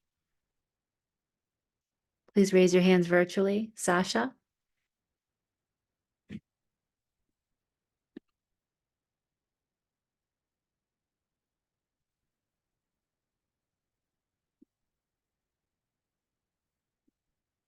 Okay, Sasha's not signed into the meeting.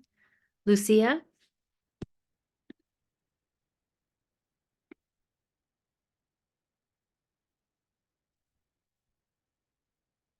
Lucia is not signed into the meeting. Let's try Debbie Barrios.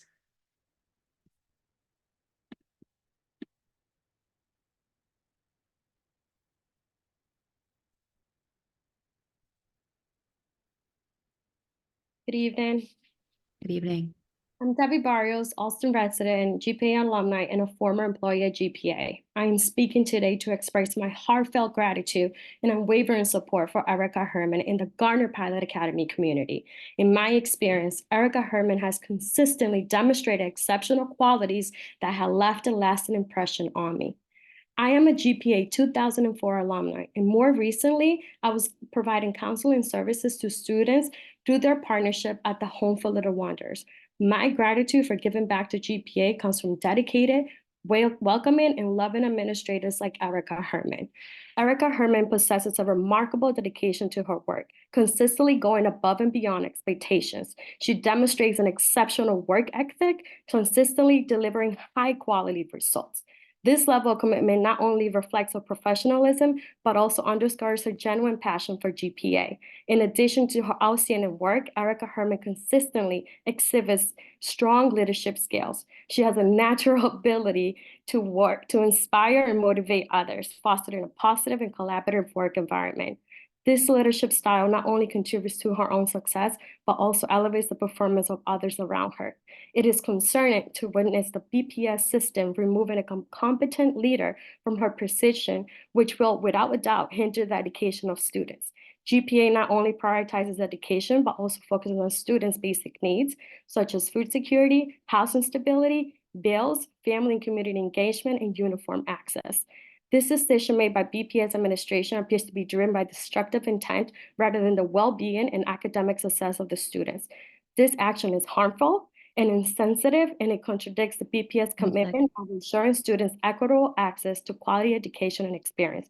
I demand Erica Herman to be placed back in her position so that GPA can begin a healing process and continue their mission of ensuring every student receives the education and support that they need. Thank you very much. Thank you. Our next speaker is Cynthia James.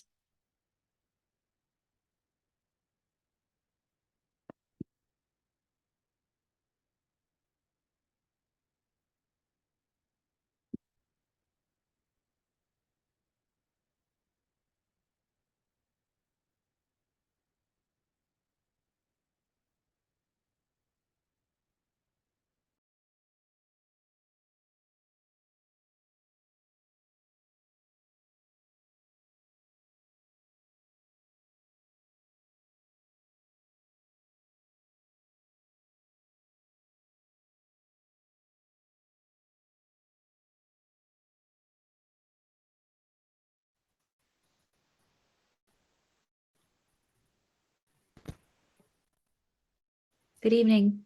Can you please begin and turn on your camera for us, please? Good evening. Yes, if you could turn on your camera for us. Hello, hello. Hi, we can hear you. For the camera. Hold on a second.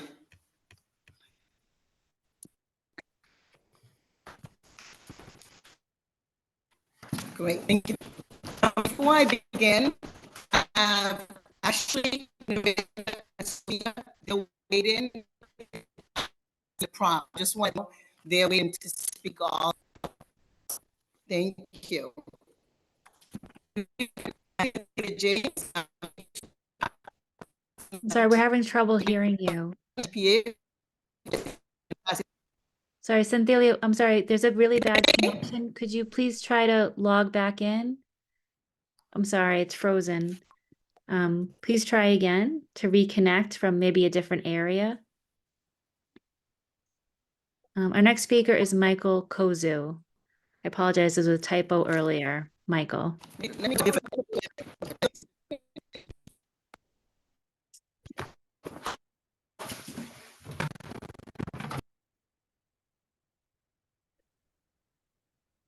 Good evening. Good evening. You can hear me, right? We can hear you, yes. To the Boston School Committee and to Superintendent Skipper, on behalf of Project Right, this is the third time this school year that I've presented regarding the issues of guns and school safety. The recent arrest of a 15-year-old student with a gun in his backpack is a sobering reminder of school safety challenges we have before us. We ask that Operation Homefront be immediately reinstituted to be proactive into reaching out to these students who are impacting others with a team of clergy, school staff, community outreach workers, and law enforcement personnel when necessary to provide positive support to families before incidents that require an arrest.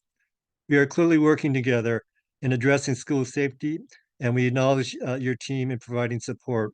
We ask that the school committee take leadership and ask that the school resource officers be able to take police incident reports from student victims, families, and school staff for incidents occurring on school grounds or on school transportation.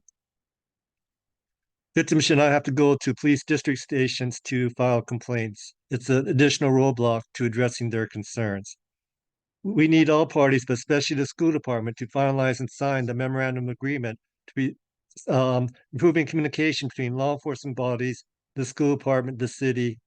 We look forward to working with your community connectors and hopefully they can address the challenges that charter schools are facing as well. In addition, finally, as a founder of the Little Frederick Pilot Middle School, I look forward to following through with your body, with the school department, and understanding the new direction that will be headed for. There are many lessons and many disparities, but many lessons to be learned from the positive experiences from the many people that have graced the Little Frederick Pilot Middle School. Thank you for your time. Thank you. Okay, let's try Cynthia once again.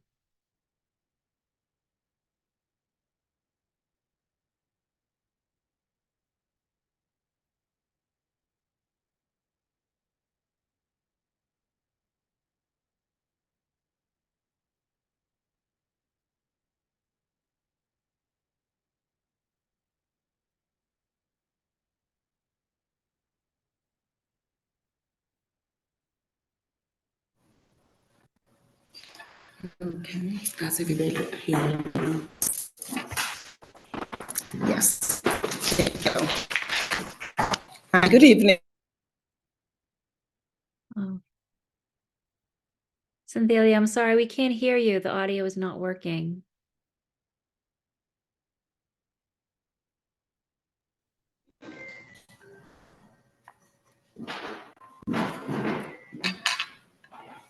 Can you hear me? Okay, try one last time, please. Yes. Take the video off. Okay, stop the video. Yes, Ms. James, I can hear you. Okay? Okay. Okay.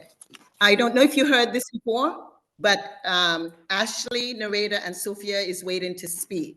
They did not get the pop-up. That's what they say. So my name is Cynthia James, and I'm a K-2 paraprofessional at GPA. I've been working at GPA for over 30 years in different capacities, including the lunch monitor, parent liaison, and as the assistant director of our after-school program. I've known Ms. Herman for over 20 years, serving on several committees, including the governing board and the school climate team. Under Erica's leadership, she has worked with staff, parents, and community members to take GPA to a level 1 school. She has fought for qualified teachers that resemble the students in the school, increasing the diversity of our staff. As a community hub school, we have worked with partnership with our families who have become homeless or were on the verge of getting evicted by helping with rent, finding stable housing, and providing food and clothing support. When there have been a misunderstanding among staff, Erica has facilitated conversations to talk it out and come to a respectful conclusion, just like we do with our students. Erica has encouraged my professional growth. Because of her encouragement, I have my bachelor's degree in elementary education. Now, for over 30 years, I have worked at GPA. I've never seen or heard any of the accusations of misconduct by Ms. Herman. One of the life lessons that I have learned from my dad is that if you have an issue with someone, you talk to them about it. Then if the problem does not get solved, you take it to a person of higher authority. My concern is that these alleged concerns were not brought to Erica, giving her an opportunity to clear up any confusion. Additionally, these concerns were not brought to our governing board or any other committee in the school to discuss. This process does not seem fair and instead seems like a personal vendetta that is harming children and families. I urge the community to look into action of this administration. Thank you very much. Thank you. Thanks for sticking with us. Our next speaker is Bethany Maffei, followed by Leon Rivera and Ann Chinchilla DeGeorge.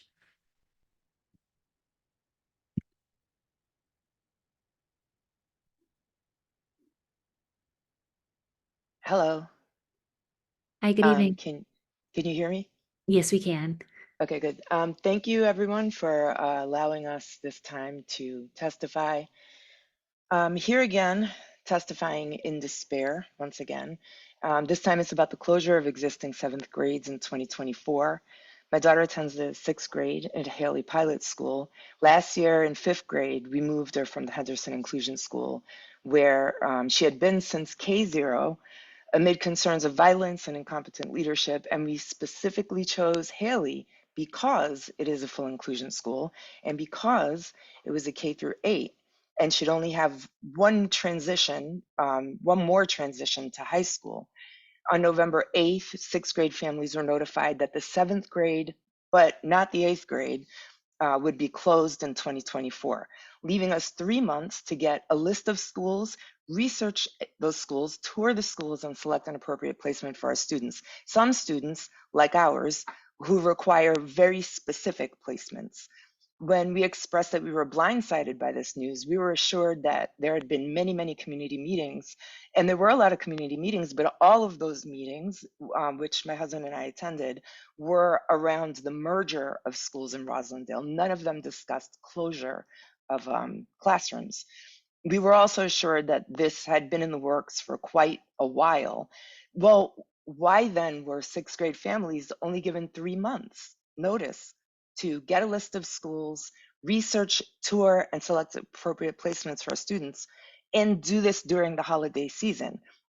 And as a matter of fact, we only received a list of schools last week. So that means that we now have 4 weeks to research, tour, and select appropriate placements for our students. A speaker earlier talked about allowing proper transition time for students. This isn't a proper amount of time for our students. The announcement from the superintendent at the time said this is a move to better serve students with disabilities and allow for fewer transitions, especially K0 students. But what about students who have 10 years invested in this district? Yes, Yes. I'm sorry to interrupt, but you're at your time. Could you send in your written comments? Yes, thank you. Thank you, I appreciate it. Our next speaker is Leon Rivera.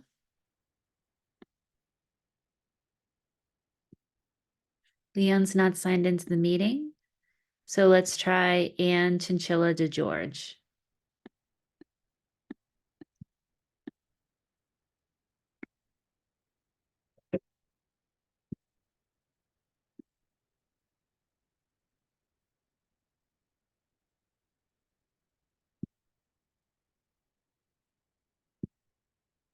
Okay, hi, my name is Ann Chinchilla DeGeorge. I live in Roxbury and I'm a parent at BLA.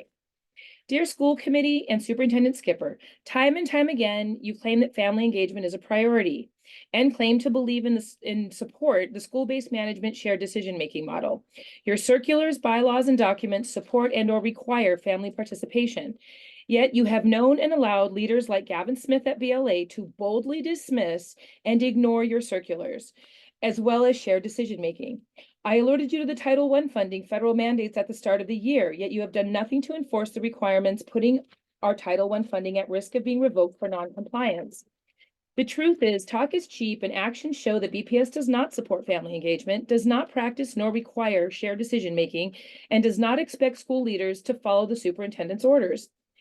Shockingly, administration is actually rolling back family engagement on important documents such as the Quality School Plan, which is also required to fulfill the Title I mandates.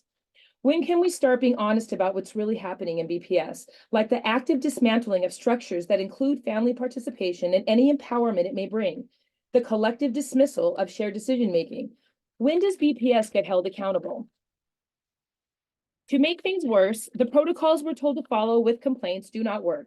Office of Equity never finds issues with BPS staff, and I filed a complaint nearly a year ago with the Joint Steering Committee, which I was certain would work because Superintendent Skipper chairs the committee, but the process failed, and I'm still waiting for a response. It feels like nothing works for families, and when questioned, BPS becomes punitive, personal, and at times vicious power mongers. It's unbelievable. I have plenty of examples if you're interested. Thank you for your time. Thank you, Anne. Chair Robinson, that concludes our first hour of public comments. Thank you. Thank you. I'll just add that other speakers who have not had the opportunity to speak will have the opportunity to do so at the end of the meeting. All righty. Thank you, Ms. Sullivan, and thank you to those of you who spoke this evening and shared your perspective. Your testimony is very important to us. Our first and only action item this evening is the exam school admissions policy modification recommendation. You'll recall that in December, the superintendent presented the committee with a recommendation for a minor modification to the exam school's admission policy.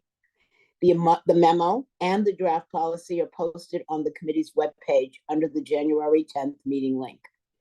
The proposal would modify the number of additional points that students receive who attend a school in the previous school year where more than 40% of the students are economically disadvantaged, from 10 additional points to a number of points determined by the tier that the student lives in.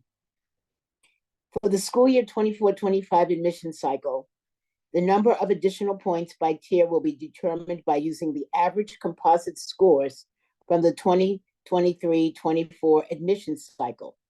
In future years, the number of additional points by tier will be determined by using a multi-year average of the average composite scores. For the 24-25 school admission cycle, the 7th grade differential points averages by tier will also be applied to 9th and 10th grade applicants.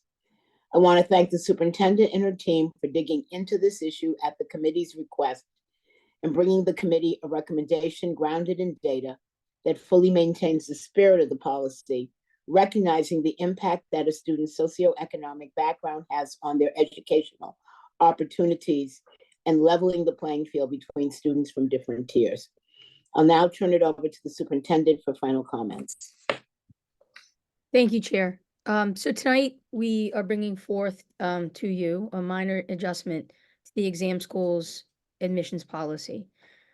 As you know, we only have one full year of full invitation data from the implementation of the policy. And while I've shared the hesitation to make changes, I know the committee has made it clear that they wanted us to look at what was possible, specifically around minor adjustments to the policy to solve a very specific problem that we were seeing in the data for students in tiers 6, 7, and 8 who needed a perfect or near perfect score to get into their first choice.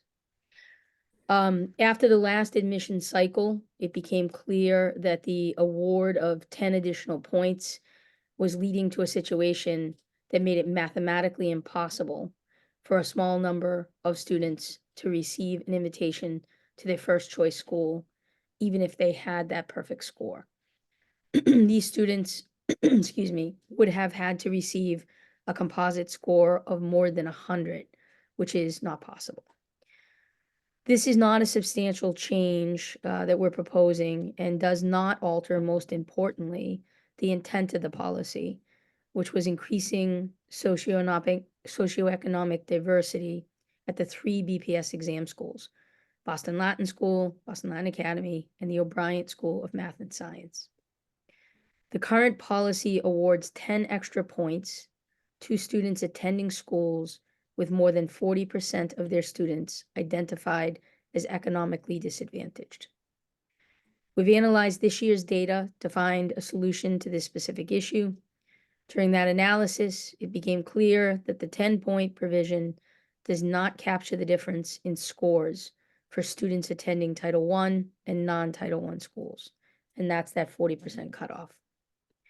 Based on last year's data, we're proposing awarding additional points that are differentiated by what socioeconomic tier the student lives in.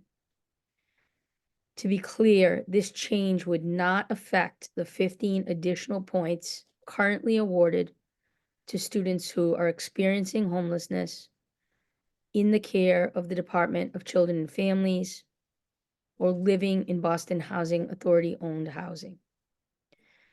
Last month, we shared a memo with 5 possible options for policy adjustments. The option I'm recommending is a minor adjustment. This change would go into effect for 2024-25 admissions process. We recognize that it's late in the academic year for changes. Based on last year's data, approximately 6% of all 7th grade applicants would have seen a change in whether or not they received an invitation to an exam school.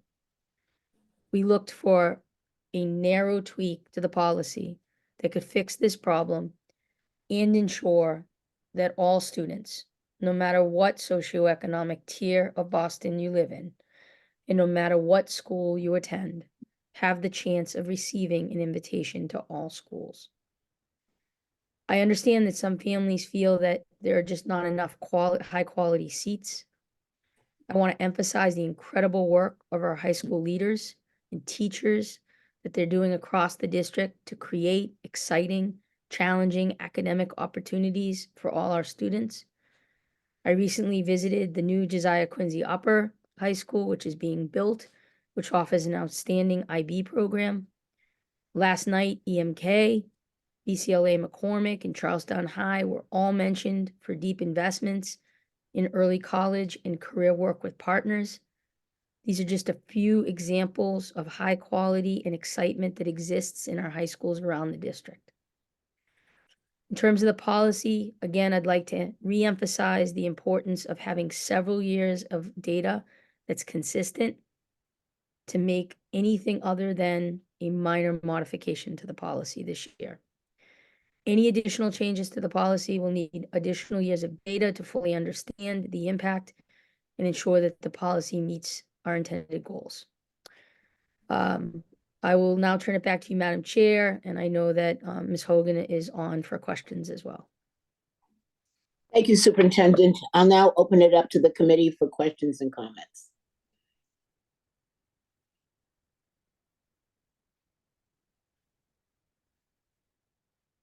Are there any questions, comments?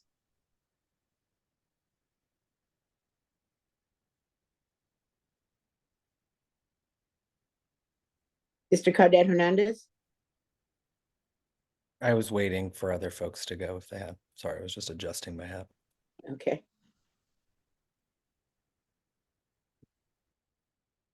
But I'm happy to go. I'm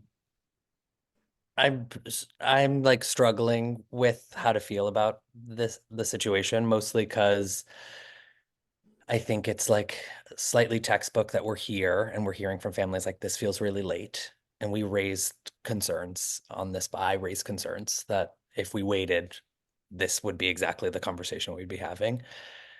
But we went down a journey which is sort of terrifying, where we were like, we can't legally change the policy for 5 years, which is like democracy at its worst, right? Like I'm from Cuban parents who fled communism, like that no policy can change is sort of wild. We then eventually got to the truth, right? Like we can change the policy, obviously, like that's what we do. And the options on the table were the ones that got discussed. The one that I proposed, and we heard other folks propose as well, was clearly not considered. I guess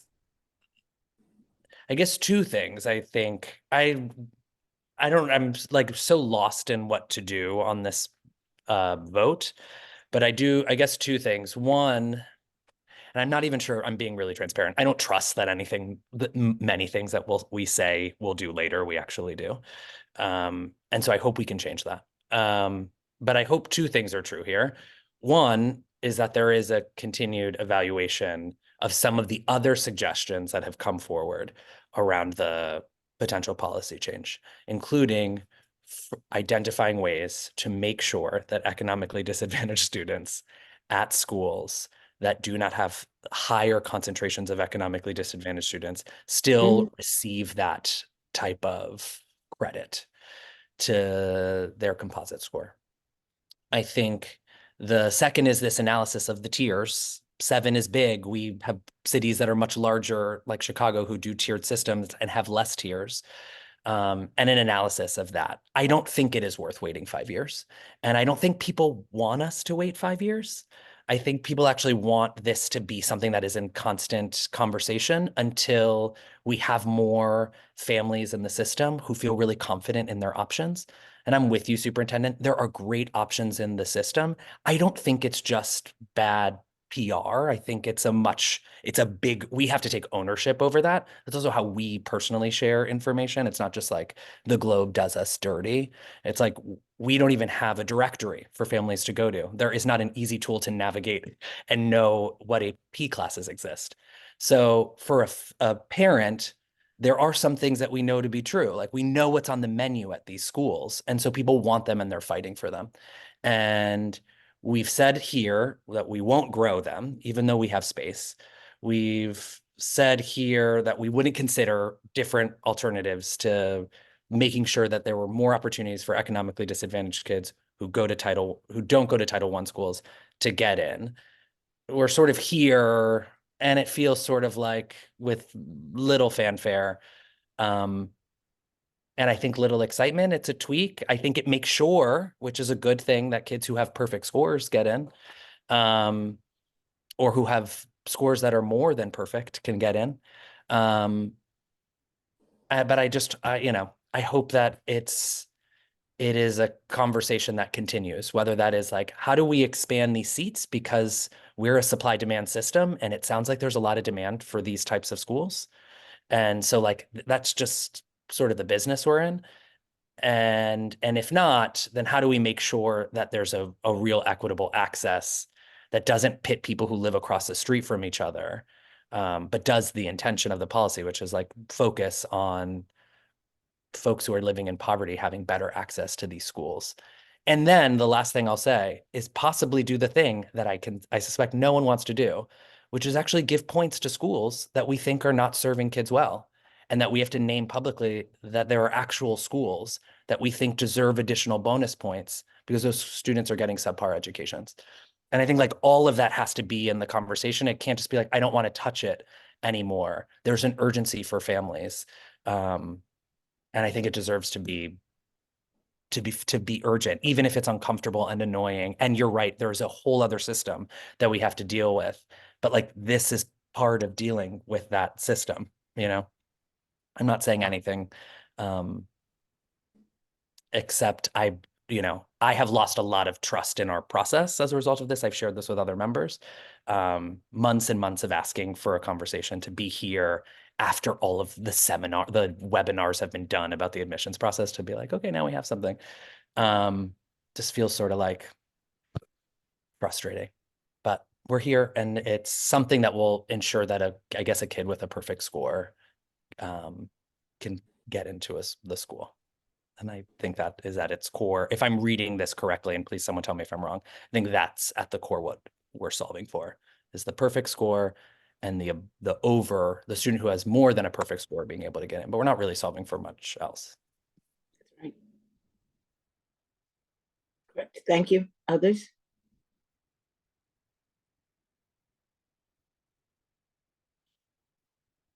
Mr. O'Neill? Well, Madam Chair, you know, I traditionally wait until the other members have had an opportunity to speak. if they Okay. want to. Don't know if Um, anybody else. I want to say, Mr. Cadet Hernandez, those were really thoughtful comments. And first of all, you were the first person from June to bringing this up at every single meeting, as you have reminded us. And as someone who helped go through that process before, it is a little frightening to think of opening it back up, right? Because you see the passion that our families feel about this.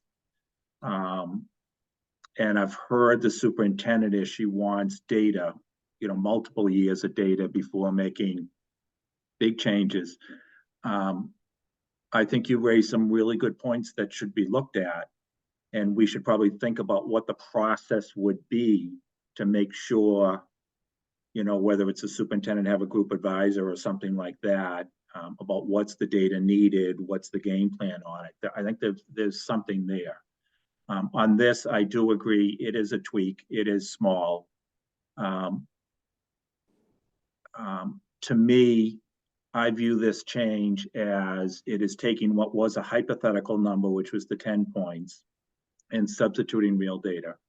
And even if it's just 1 year of data, and I have heard from parents on both sides of this viewpoint, because of course, when we change it, some families view it as a positive and some families view it as a negative because of how it impacts their child. And I respect that. And I also deeply respect the folks who have pointed out, boy, the timing on this is terrible compared to what we were told in the fall and the planning we're trying to do for our child.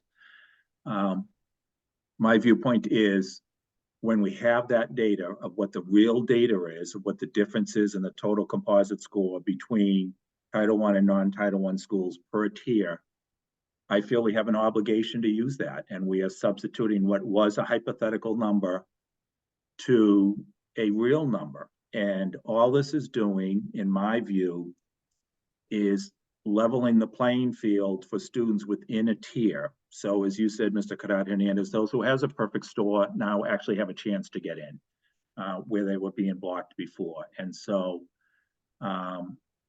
I do support the superintendent's recommendation here, even with the sensitivity to the concerns that have been raised. And I do, as much as I hate to say it because I cringe a little bit over the past, say that this does need to continue to be a conversation with the superintendent's team, looking at it as we get more data from multiple years.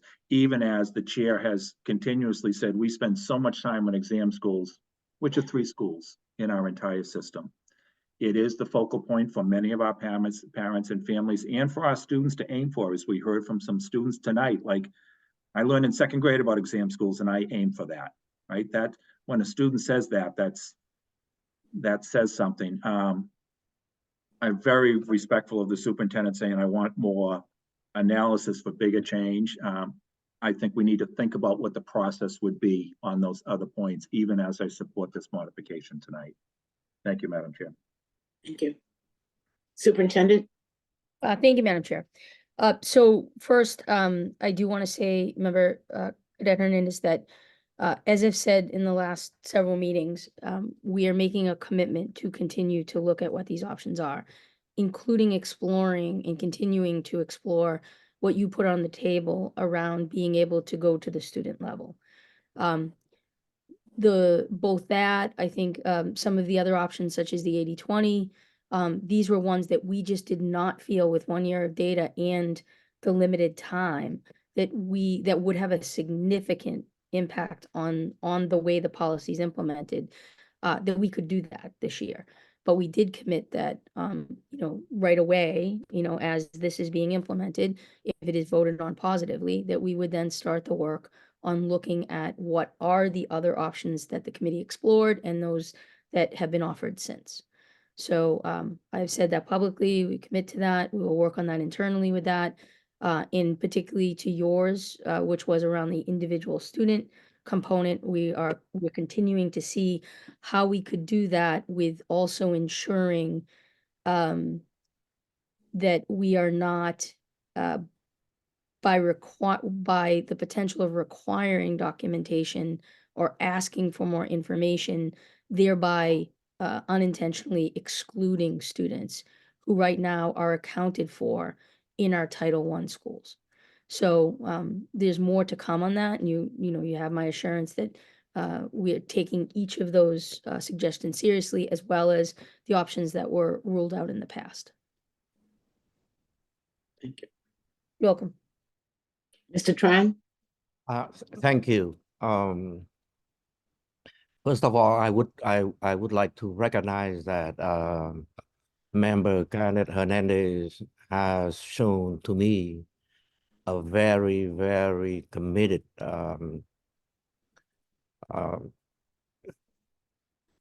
mentality to the students of Boston, and to ensure that that the students of the city of Boston receive fair share of equity for everybody. I do recognize that, and I like to ensure that you know that I respect your commitment. I do respect your thoughts and everything that you've been speaking out about different issues. Some of them are very controversial, but it is very apparent to me that you have a very strong commitment to the best interest of the students. So I like to recognize that, and I do appreciate that. Although we have sometimes not on the same page on issues, I just want to make sure that you know that we all understand the administration under Superintendent Mary Skipper is trying her best to tweak the policy. Well, the policy has been implemented just for a little over a year, and of course the data are not there for for a strong solid recommendation. But in the final analysis, I think the tweak does help a little bit. Whether it does help a lot or not, I would not know at the present, given that we don't see the data yet. The forthcoming data. But again, recognizing the commitment of different members on the committee, especially Garnet Hernandez and Michael O'Neill, and recognizing that Superintendent Mary Skipper is doing her best to ensure that the best interest of students are served equitably. It's hard for me to say this, but I think part of me do think that I thought about the suggestion of a member Garnet Hernandez about the income status, and I thought about it, and part of me does agree with that, but on the legal side, I struggle with it, given the fact that I've had a number of years in dealing with civil rights issue. I struggle with it, but I do see the validity in Mr. Hernandez's recommendation. So hopefully, maybe in the future, we'll find a way to take an entire look at everything. But at the moment, the tweak that is applied to the current system, I would say about 80% of me would have to support it. I don't support it 100%, no, but recognizing again the work of the school, of the administration, I will support it. Thank you. Thank you.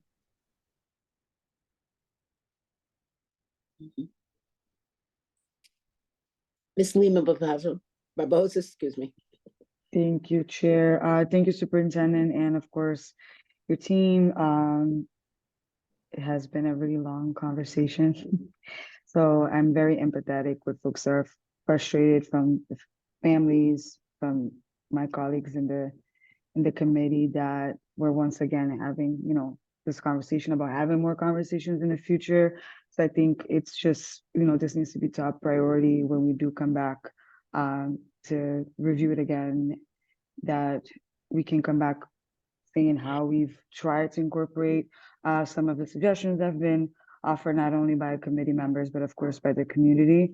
It's really tough to come up with a policy when we don't have enough information, even if it's that from data or is that from enough community process and community meetings.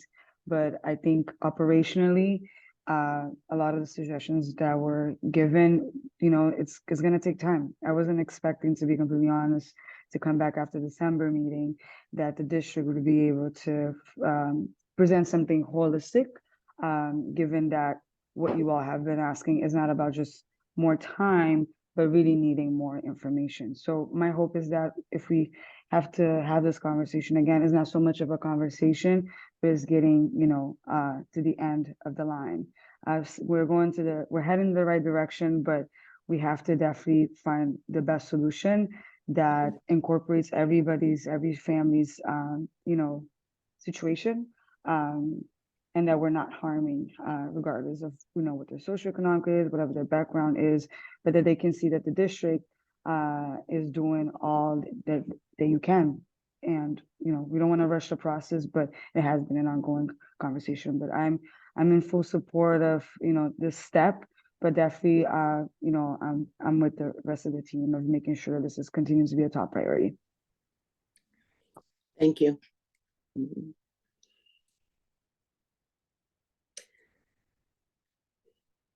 This has been a very difficult conversation for me from the start, because many of you know that, from the beginning, I wanted a lottery, because I felt the only fair way of doing this was putting everybody that was eligible into a lottery and going for it. Did not get a lot of support around that idea, because the issue of tweaking, we know that no matter what we do, there will be a group of people who will be happy with the tweak and another group that will not. And we will be hearing from whatever we tweak, the people for whom this did not work in their favor will come back to propose yet another tweak. I get that, and I understand the importance and the earnestness in which parents want the best option for their kids. But the thing that, again, I always want to talk about is the rest of our high school kids, the rest of our students, and the energy that we need to be putting into our kids from kindergarten, but particularly from grades 4 to 6, so that more of them actually have received the rigor and the opportunity to compete on their own merit for a seat. None of our children have anything to do with their socioeconomic group, to whom they were born, to where they live. What they can do is their own performance in their classrooms, as well as the performance of our teachers in supporting all of our students.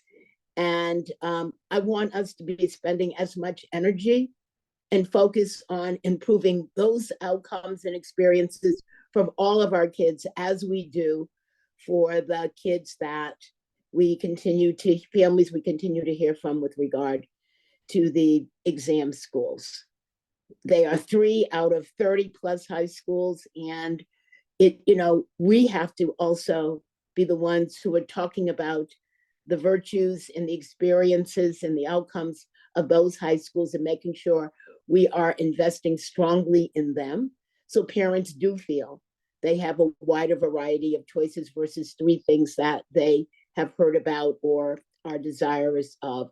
There's no excuse that all of our high schools should be highly chosen and have the resources they need to provide students with a highly competitive and rigorous curriculum. So I want us to be sure that we are balancing the conversations and the continued looking into, quote unquote, making the options for exam school admissions to be as equitable as we can do them, but make sure that we are also building the rest of our high schools to do the very best that they can for all of our students. Before we move on, are there any more comments?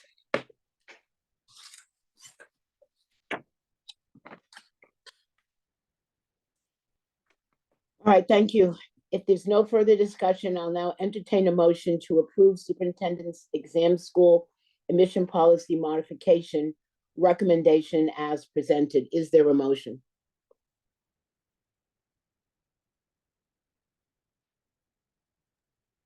So moved. Thank you. Is there a second? Second. Thank you. Is there any discussion or objection to the motion? Hearing none, Ms. Sullivan, will you please call the roll? Mr. Cadet Hernandez,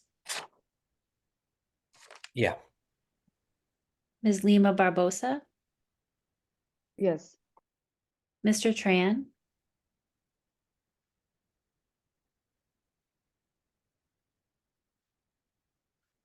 Mr. Tran, you're Yes, yes, I'm sorry. Thank you. Thank you. Mr. O'Neill, Yes. Ms. Robinson. Yes. The motion is approved unanimously. Thank you. Thank you, Ms. Sullivan. We'll move right into our report, the consolidation of Up Academy Boston and Up Academy Dorchester Charter Schools. I'd like to invite Mike Bauer, Chief Operating Officer of Up Education Network, and Hillary Casson, Chief Executive Officer of Up Education Network, to please share their presentation. First, I'd like to invite the superintendent to give opening remarks. Thank you, Chair.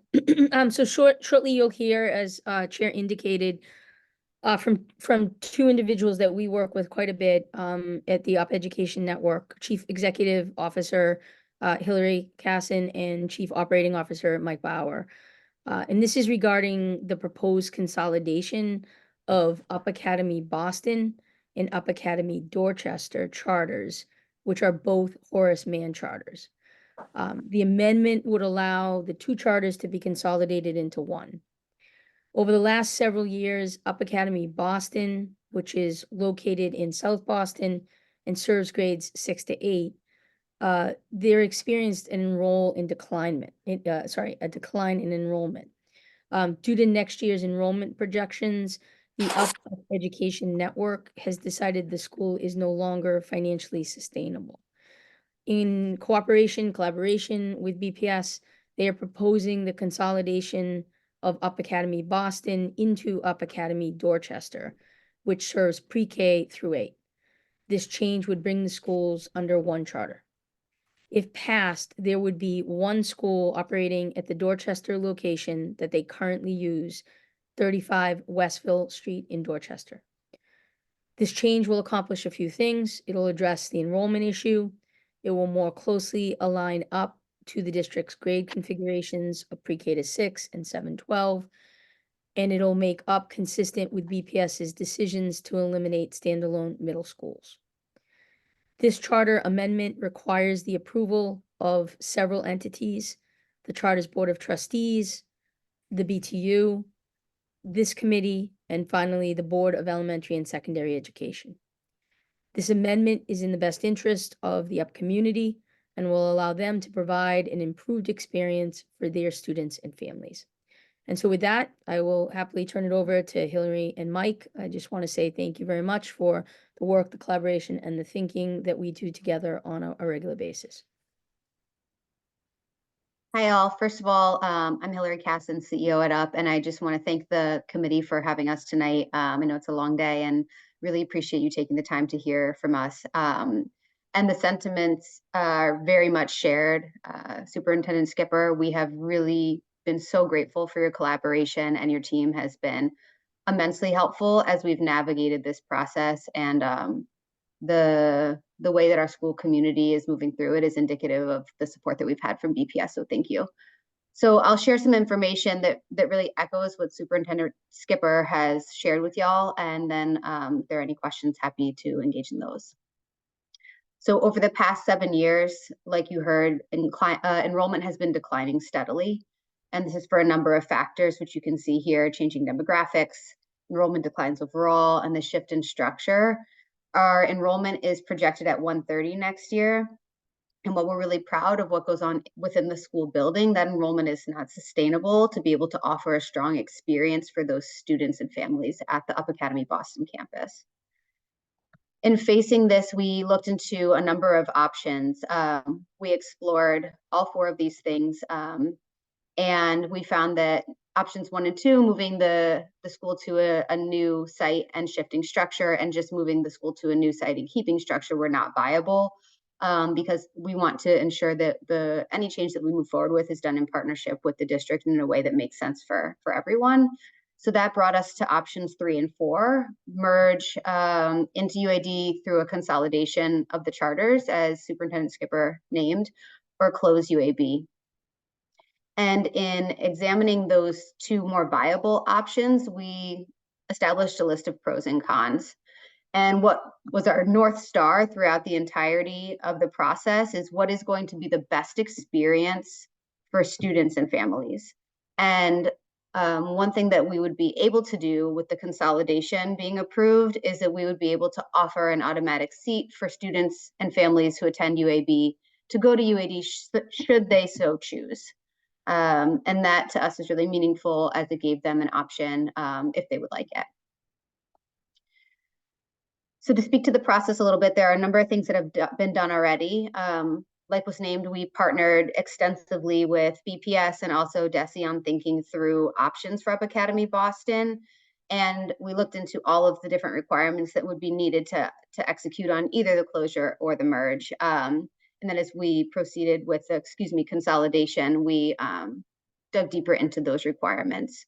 Throughout December, we worked on finalizing communication, a project plan, and we did a lot of communication to staff, and have been fully transparent with them about the various approvals that would be needed before this was finalized, but that's all been done. And then what we're in the crux of now is the approval process. So we needed, as Superintendent Skipper shared, to get approval from our board as well as the BTU. Both of those are done, and we've gotten approval from both of those places and entities. And then we've come to you today to humbly engage in a conversation about the approval from the committee. And our hope is that we're able to, at your next meeting, come back to hear the vote on that. After that, we will be able to go to DESE for their approval. So in terms of next steps, there are a few. We have the official vote by you all on the 24th, and then the official vote by BESE anticipated to be on 2/13. And then from there, we really pivot our focus to ensuring this is super smooth for families, and students are feel like they're a part of the community before they even arrive. And for those students who choose not to go to Up Dorchester, that we provide them with information and options so that they can have a really strong plan for themselves as well as we look into the next school year. But that's the information that I have and a bit about why we've landed in this place. So thank you for hearing me out on that and engaging in the presentation. Great. Thank you for the report. And now I'll open it up to questions from the committee.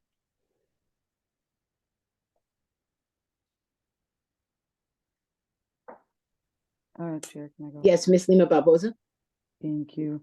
Thank you so much for the presentation. I think it's very clear that you all looked into options, pros and cons. I guess if you could elaborate a little bit more on the impact on staff on merging. Are folks going to be able to keep their jobs or be assigned to their, just trying to understand, especially you all being a charter, just visually, I want to learn more about that. And not just with, it seems like you'll increase seats for students or maintain the same seats. Sorry, I forgot what's on that slide in terms of merging, but very interested to learn more about staff. Sure, absolutely. And a totally understandable question. So because we are Horace Mann charters, our staff are BPS employees. So for those staff so this is them having to find a new home for next year at the end of the day.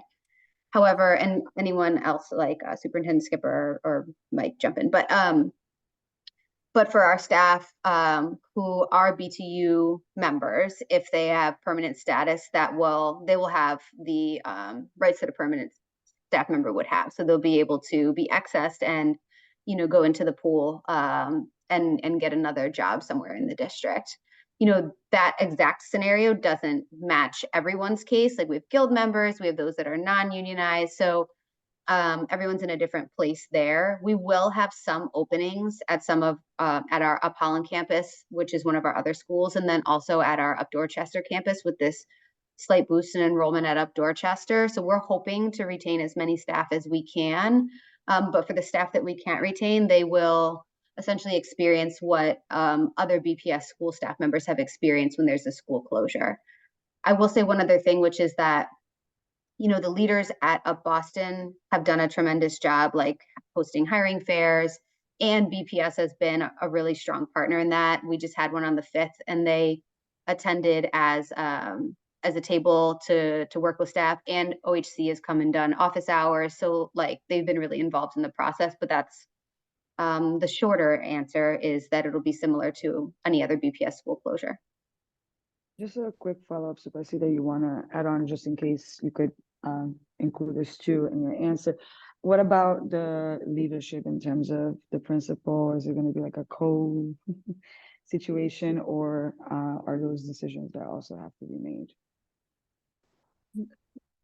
It will not be a co-principalship. We are very invested in making sure both the director of ops, because we have like a co-leader model, and the principal have a really strong option. They have led through this in such an admirable way and have been such amazing staff members throughout the years. So we want to ensure that they land well. And at Up Academy Dorchester, the total student body enrollment will be like close to 750. And we're looking at maximum 90 Up Academy Boston students coming over. And so when thinking about the like experience of that school, it will very much feel like it's Up Academy Dorchester welcoming in a few more children. And so the idea of a co-principalship didn't feel right for that student body construction essentially. And so we're not going to move forward with that, but we are certainly moving forward with supporting those two people who have just done tremendous work for us. I think Hillary said much of what I would, which is that anytime that we have any kind of merger consolidations, closures, we're going to work really closely with the impacted staff and with the unions to make sure that staff, you know, get the information they need about seniority, but also about available positions. I think in the case of Up, because it's an actual network, the preference is always, you know, if somebody's cultured within Up, to be able to, you know, have them be able to fill other kinds of positions. So whether that's through normal attrition of staff, there might be openings, but there's also, you know, going to be like in Holland, they're going to the 6th grade. So there's lots of possibilities there, as well as there'll just be possibilities throughout the district as we get, you know, our normal kind of attrition, you know, that happens. So, you know, we will work really closely because it's very unnerving for staff for any of this change. So recognizing that, Director Chief Canty and her staff will be working hand in hand, as they've already started, with Hillary and with Mike, to make sure that staff have all the information and really get kind of the customized support. And that's going to hold true anytime we move through and have any kind of, whether it's a 7th and 8th consolidation, or whether it's 6th grades. We've had a couple of schools that school committee is aware of that are not going to have 6th grade next year. So when those things happen, we will just be doing our best to make sure that staff is matched with vacancies. Thank you, Superintendent. Chair, that's all my questions for now. All righty, thank you. Are there other questions?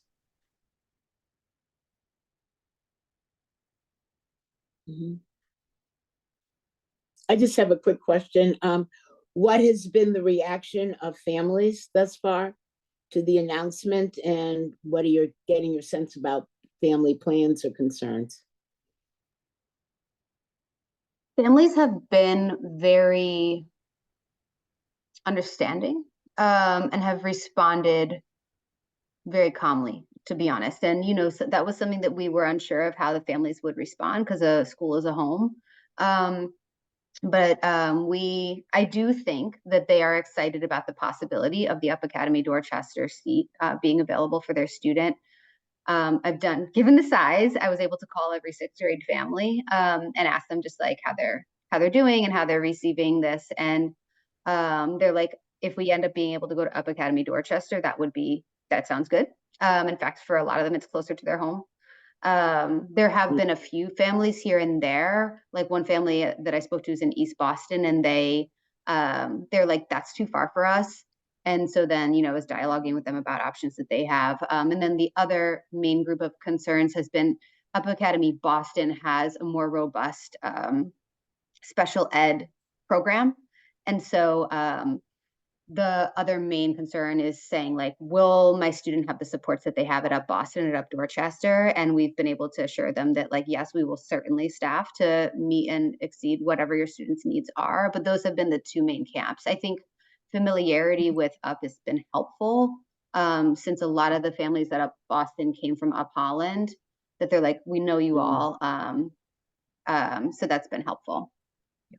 We're also working closely with Hillary and Mike with our family, with our assignment team to make sure that families know what their options are and that we can make sure that they are able to get assignments that work for them as a family. So. Yep. There's one other thing that I'd add is we're trying to be very intentional this spring with combined events with both families and students, so they feel like they're welcome in the community. We're going to have a Valentine's Day dance that's all middle school to get them to know each other. They play each other in basketball, and we'll have socials, and we have shadow days starting as early as next week, where small numbers of students can go over and spend the day at Up Academy Dorchester, and families can do the same thing. And so it'll be really intentional in the fall to welcome them as much as we can. And we have our a family lead at Up Academy Dorchester that has been involved in this at the beginning, who's working on welcoming families to the school. Yeah, I know this is different than some of the future mergers or changes that we will be having, but I hope you'll be keeping a good record of both the pluses and the deltas of what is occurring as you merge and move this, bring this campus together in a different way so that it can grow to the body of information that the district will have as we continue, down this path over the next several years. Are there any other questions or comments? If not, we look forward to taking action on your request at our next meeting. Thank you. Thank you. Thank you all. Okay. Our next agenda item is a discussion about school committee task forces. Last month, I shared a memo with the committee about reimagining our task force structure. As you may know, the school committee currently has 2 active task forces, the Opportunity and Human Gaps Task Force, established in 2015, and the English Language Learners EL Task Force, established in 2009. Both were established with a charge stating that the task forces would serve as a monitoring body after their respective policy recommendations were approved and therefore had no set end date. As chair, I've learned from extensive training with the Council of Great City Schools about the distinction between task forces and advisory groups. A task force of the school committee should have a specific charge and timeline, including a specific end date, while an advisory group provides the superintendent with implementation monitoring that is ongoing. We know from experience that task forces and advisory groups can be incredibly valuable to the district, bringing together a broad range of community members with diverse perspectives, knowledge, and experiences. But we currently lack the clear guidelines to do this work effectively and efficiently. Tonight, I'm bringing this forward as a discussion item with the hope that we can clearly define what a task force should be and reimagine our current task forces in a way that is most impactful for students. That includes the committee's school quality working group, which monitors the implementation of the school quality framework that informs school choice. Their work was disrupted by the pandemic and should also be revisited. Included in tonight's memo is a draft proposal that defines what would constitute a school committee task force and an update to the bylaws as it pertains to task force membership. The draft bylaws cover criteria for school committee task force members. One, meaning must be current residents of the city of Boston or have a child currently attending a Boston public school. The chair can make an exception if for special circumstances. And two, have a particular expertise in the subject area of the task force, and or three, have a child currently attending a BPS school. The nomination process for school committee task force members, responsibilities of task force subcommittee members, and task force composition and task force subcommittees. I'll now open it up to members for discussion.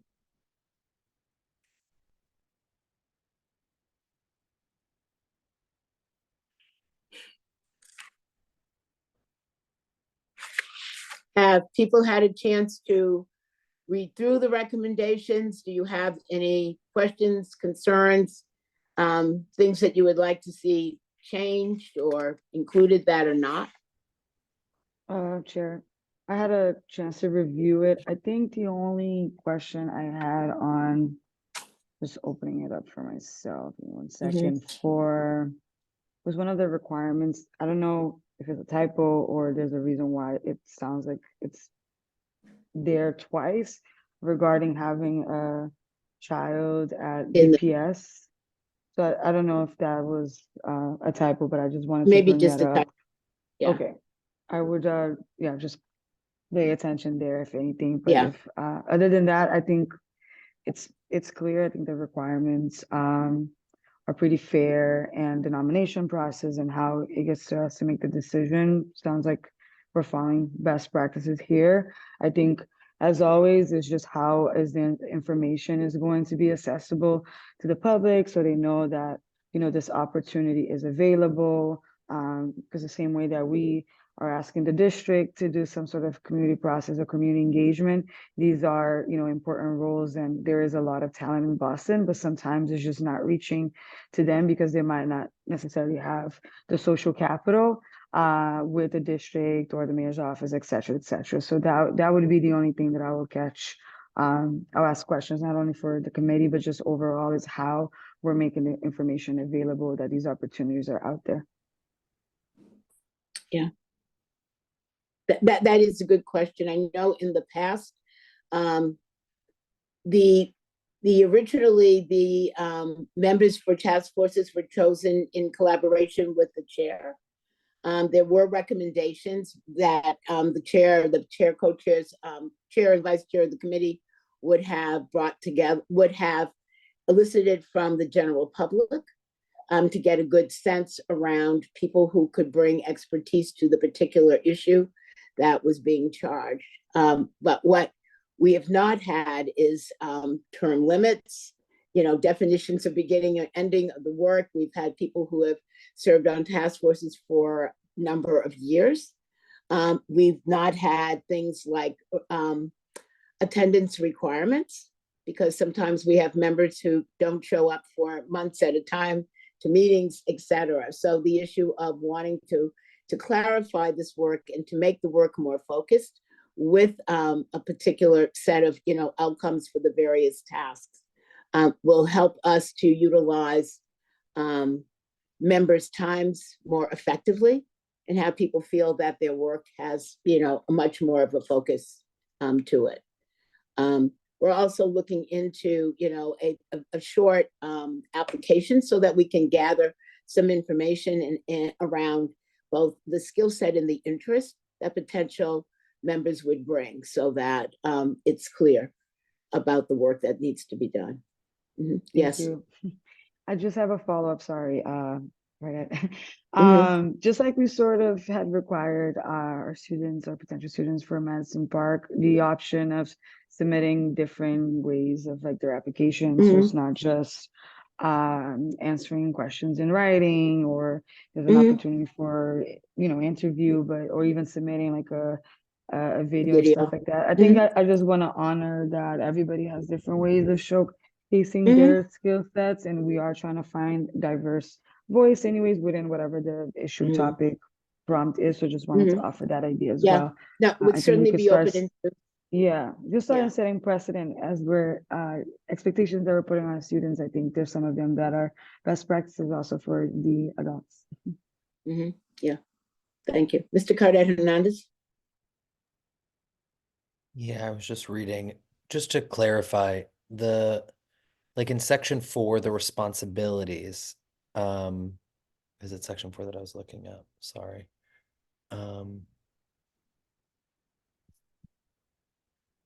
The having a child, it's not section 4, but having a child in the system, was that always part of the requirements? I guess I'm curious what's, other than the term, the deliverables and the term, is there anything else new here?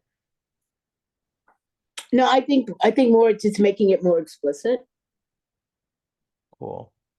It would be helpful maybe, and before we take a vote, if we see it's, you know, it says proposed amendments, but I guess I'm curious, like what's actually being, what was there before, what's new, and maybe if that even, it's just like, I'm sure someone can give us Yeah, a red okay, line. we can get a copy that can highlight the Yeah. nuance changes, yep, and But share that. the spirit of what you're talking about, Mhm. Chair, I'm fully in alignment with. You know, we have to have, I think, two things. We move out of bureaucracy if we move into recommendation. And so like these sort of task force that we have that are in sort of a forever, that live in perpetuity, like also allow permission for the system to fail, which means like if we're always there, then they don't have to really fix it. And I think that then creates a level of disengagement, if that makes sense. So I think having a point of recommendation and then action on those recommendations allows time to see like, is change happening, right? Like the superintendent has to respond to those recommendations, say which ones are being taken, and then build a timeline to do it, share that publicly, and then we revisit if there's another need for a different task force, even if it's around a similar issue or similar Right. population. Or another issue, yes. Or another issue. So I'm totally there, and I think it'll be good for engagement with folks who want to be part of these bodies. Like they'll feel purposeful in a really different way. And then I think for us as a governing body, it creates a very different level of accountability that I think, you know, we've watched task force sort of come in, and it's just sort of like they're not feeling the change that they want to see, and we're not really measuring if it's going to happen. So Yeah. spirit, I'm there. Red lines would just be helpful for my own brain. Thank you All for right, bringing this thank forward. you. Okay. Thank you. I know that we're missing two other members tonight, both Dr. Alkins and member Polanco Garcia, and certainly want their voices to be included in this conversation, particularly Ms. Polanco Garcia currently serves as a current member and co-chair of the ELL task force. So want their recommendations and thoughts included as well. Mr. O'Neill. Thank you, Madam Chair, and thoughtful discussion. I think it's helpful to remember we are a policy-making board. Right. And we set up task forces to help us with that. Policy. And so I actually like the idea of having a very, and we're supposed to have, so our bylaws, this is not a school committee policy, this is actually the bylaws that we are governed by, call for us to set up a charge when we set up a task force, for the chair to recommend members, but for all members to vote on it. And as you said, by practice, that means the chair is traditionally asked not only the superintendent, but also fellow members for suggestions on membership. we typically always have a school committee member on a task force as well, asking them often to co-chair it or at least be an active member, and that has traditionally happened, as you have done yourself, Madam Chair, for the Opportunity Achievement Gap Task Force. I do think, and I appreciate you pointing out the difference between task forces and superintendent's working groups. Right. Because I do think when we have groups, task forces that stay on for a long time, it's a natural tendency for them to focus in on the tactics and the individual actions the superintendent and her team is taking to implement the policy. And that may be more appropriate for a superintendent's working group. If the superintendent so chooses on this issue, wants to reach out and get advice on implementation versus policy. So I like the idea. I think we have to remain focused. We're a policymaking board. So what are the key issues of policy that we think it adds value to have outside voices? Sometimes it has been fairly well-defined, short-term. I think of when we felt we should have an internal audit policy. So we put together an internal audit task force that was predominantly made up of internal audit professionals from across the city. And they gave us advice on how to do it and how to do it right. It was a defined term. They finished, they recommended a policy to us, and they were done. We have had in the past, you know, the school quality working group that did work for a while. And as you said, it changed a little bit, but helped the district think through how to redefine how we measure school quality. And we're not 100% of the way there yet. We have had some others that were more short-term, like the Code of Conduct Advisory Group as well. But I like the idea of us thinking through as a body, what are the key policy issues where it makes sense to have an outside voice? And, you know, from earlier tonight, we had a task force on the exam school admission policy. And they did all the, you know, it was public, because when it is a task force of the school committee, it is public, subject to open meeting law, subject to, you know, everything that comes with that. So I like the idea of us thinking this through of what are the key policy issues that we want some advice on, and how we set it up with the proper charge, with the membership, with the defined period of time. And then that puts the onus on us to make sure that it's being followed. And then if it means we go back and say, we need this group to be reinvigorated and look again how we're doing, then let's do that. Yeah. Thank you. And I also appreciate that you recognize we have two members who are not here tonight, both of whom are serving on task forces for us. So I'd really be interested in their viewpoint as well. Yeah. Thank you. Are there any other comments, thoughts about this for tonight? Okay, if not, we look forward to working together to plan a path forward that will best serve the students entrusted in our care, and the committee looks forward to continuing this important conversation. So we will circle back with you all, but in the meantime, please take another good look at the materials, and if you have any thoughts or, you know, ideas, please get them to us so we can move forward on this. We'll now move on to public comment again. Ms. Sullivan. Thank you, Chair.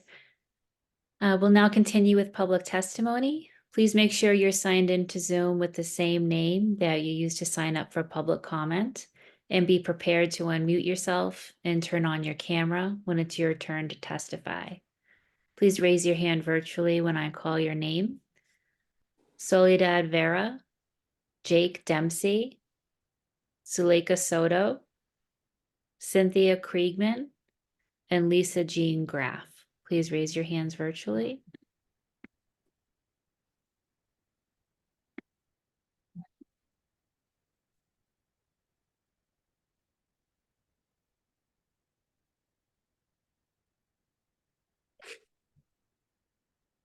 Soledad's not signed into the meeting.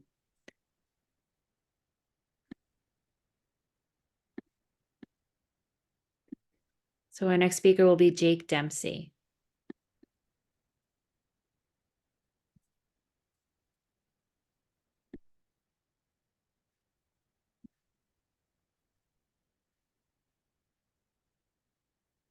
Hello, can you hear me? Yes, I can hear you. Great, thank you. Good evening. My name is Jake Dempsey, and I'm a parent at the Gardner Pilot Academy in Alston.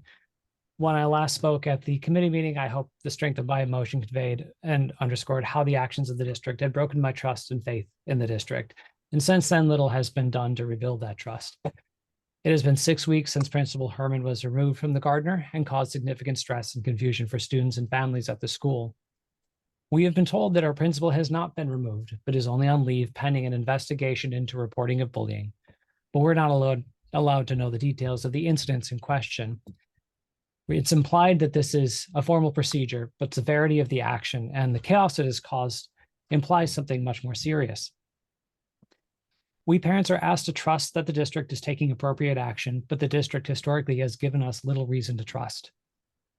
It is clear to me now that there were valid issues to address at the Gardner, but still nothing that raises to the level of the action taken. If anything, removing principal makes it even harder to fix whatever was broken.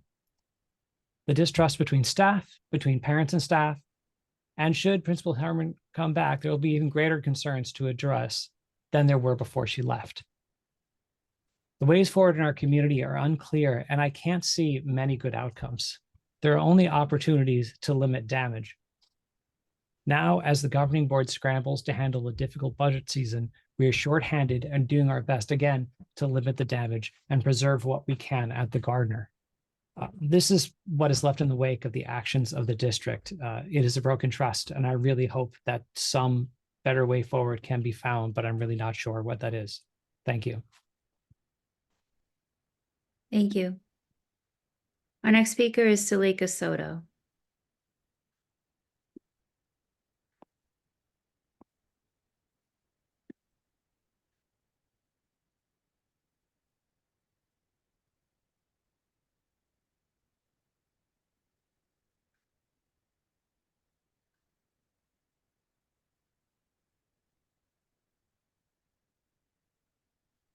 Suleika, can you please accept the prompt?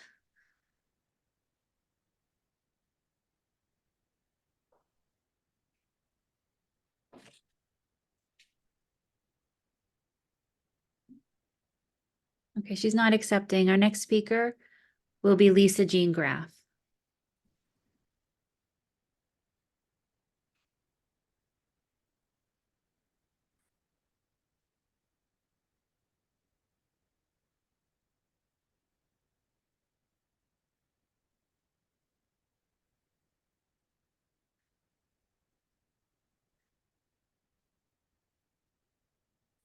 My name is Lisa Jean Graff, and I am a BPS parent and a self-identified autistic person. I'm also a recent LEND Fellow who champions alternatives to applied behavioral analysis, also known as ABA. Yesterday, I attended a BPS teacher training for professional development credits by Pyramid Educational Consultants. The district's Special Services Department has a contract with this organization. Because not all of the hours in the contract were used, it was decided that these consultants could offer 4 workshops to support inclusion classrooms. Although this decision was well-intended, it was unfortunately a mistake. This is because this consultants group's mission is built around supporting the principles of applied behavioral analysis, or ABA. ABA is controversial because the majority of autistic adults consider ABA abuse. Because of this, BPS parents who are autistic or autistic allies have been opting out of ABA more and more for their autistic children. About 10% of autistic students in BPS opt out of ABA. The ABA training by Pyramid Educational Consulting is very concerning because it teaches educators to use ABA interventions on all students in their classrooms, which could violate the IEPs and 504 plans of any student who opted out of ABA purposely. Also, the caregivers of general education students have not given permission or asked that ABA be used on their children. 20 seconds. I propose that teachers are not trained to apply ABA interventions to all students in classrooms, but only the students who request it through 504 plans or IEPs. I hope that you use your influence to make these needed changes. Thank you for listening. Thank you, Lisa. We have a couple of folks who had trouble with the prompt earlier. They're in the meeting now. We're just going to finish up with these last few. Their names are Nareda Tejeda, Ashley Aria, and Sophia Martinez. Nareda?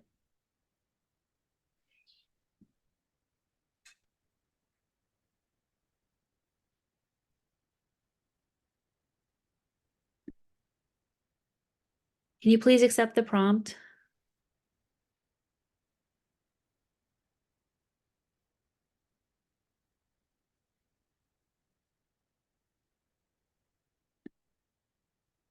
Okay, she's declining the prompt.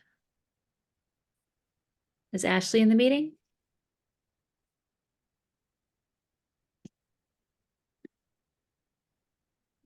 Good evening. Can everyone hear me? Yes, good evening. Good evening. Thank you so much. Good evening, everyone. My name is Nareda Tejeda, and I'm a current parent of this incredible community at the Gardner for over 13 years. But I'm also a BPS employee under the role of family liaison. I'm here tonight seeking transparency and answers of the impactful action taken by BPS by putting Erica Herman on an immediate administrative leave without consideration to our community.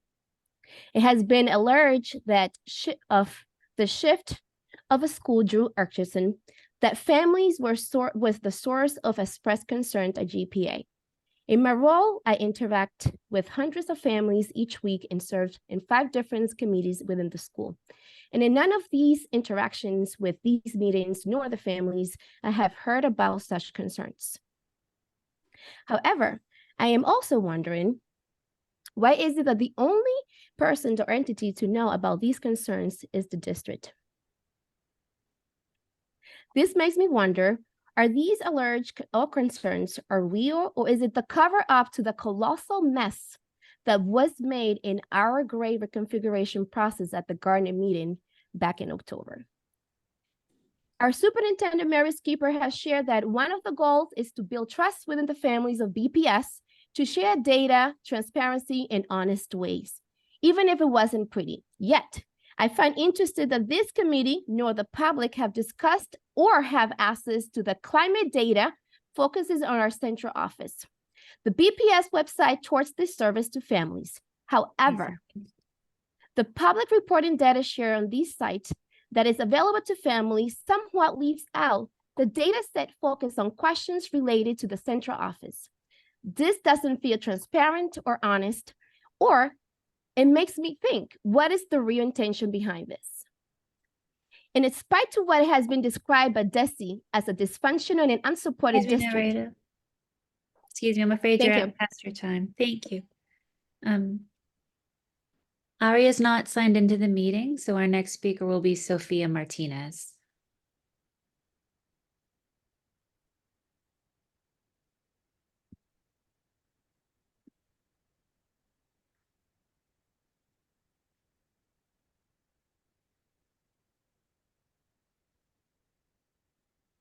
It looks like Sophia is no longer in the meeting. So Chair, that concludes our speakers for public comment.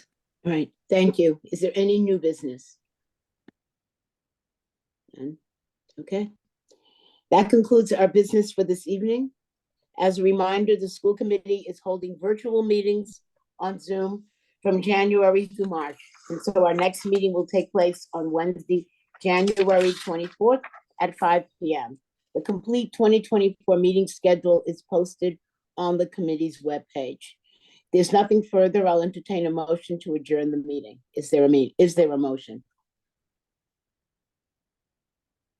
So moved. Thank you. Is there a second? Second. Thank you. Is there any discussion or objection to the motion? Hearing none, Ms. Sullivan, will you please call the roll? Thank you, Mr. Cardet Hernandez. Yes. Ms. Lima Barbosa. Yes. Mr. Tran. Yes. Mr. O'Neill. Yes, good evening, everybody. Ms. Robinson. Yes. Thank you all and have a good night. Good night. Good night.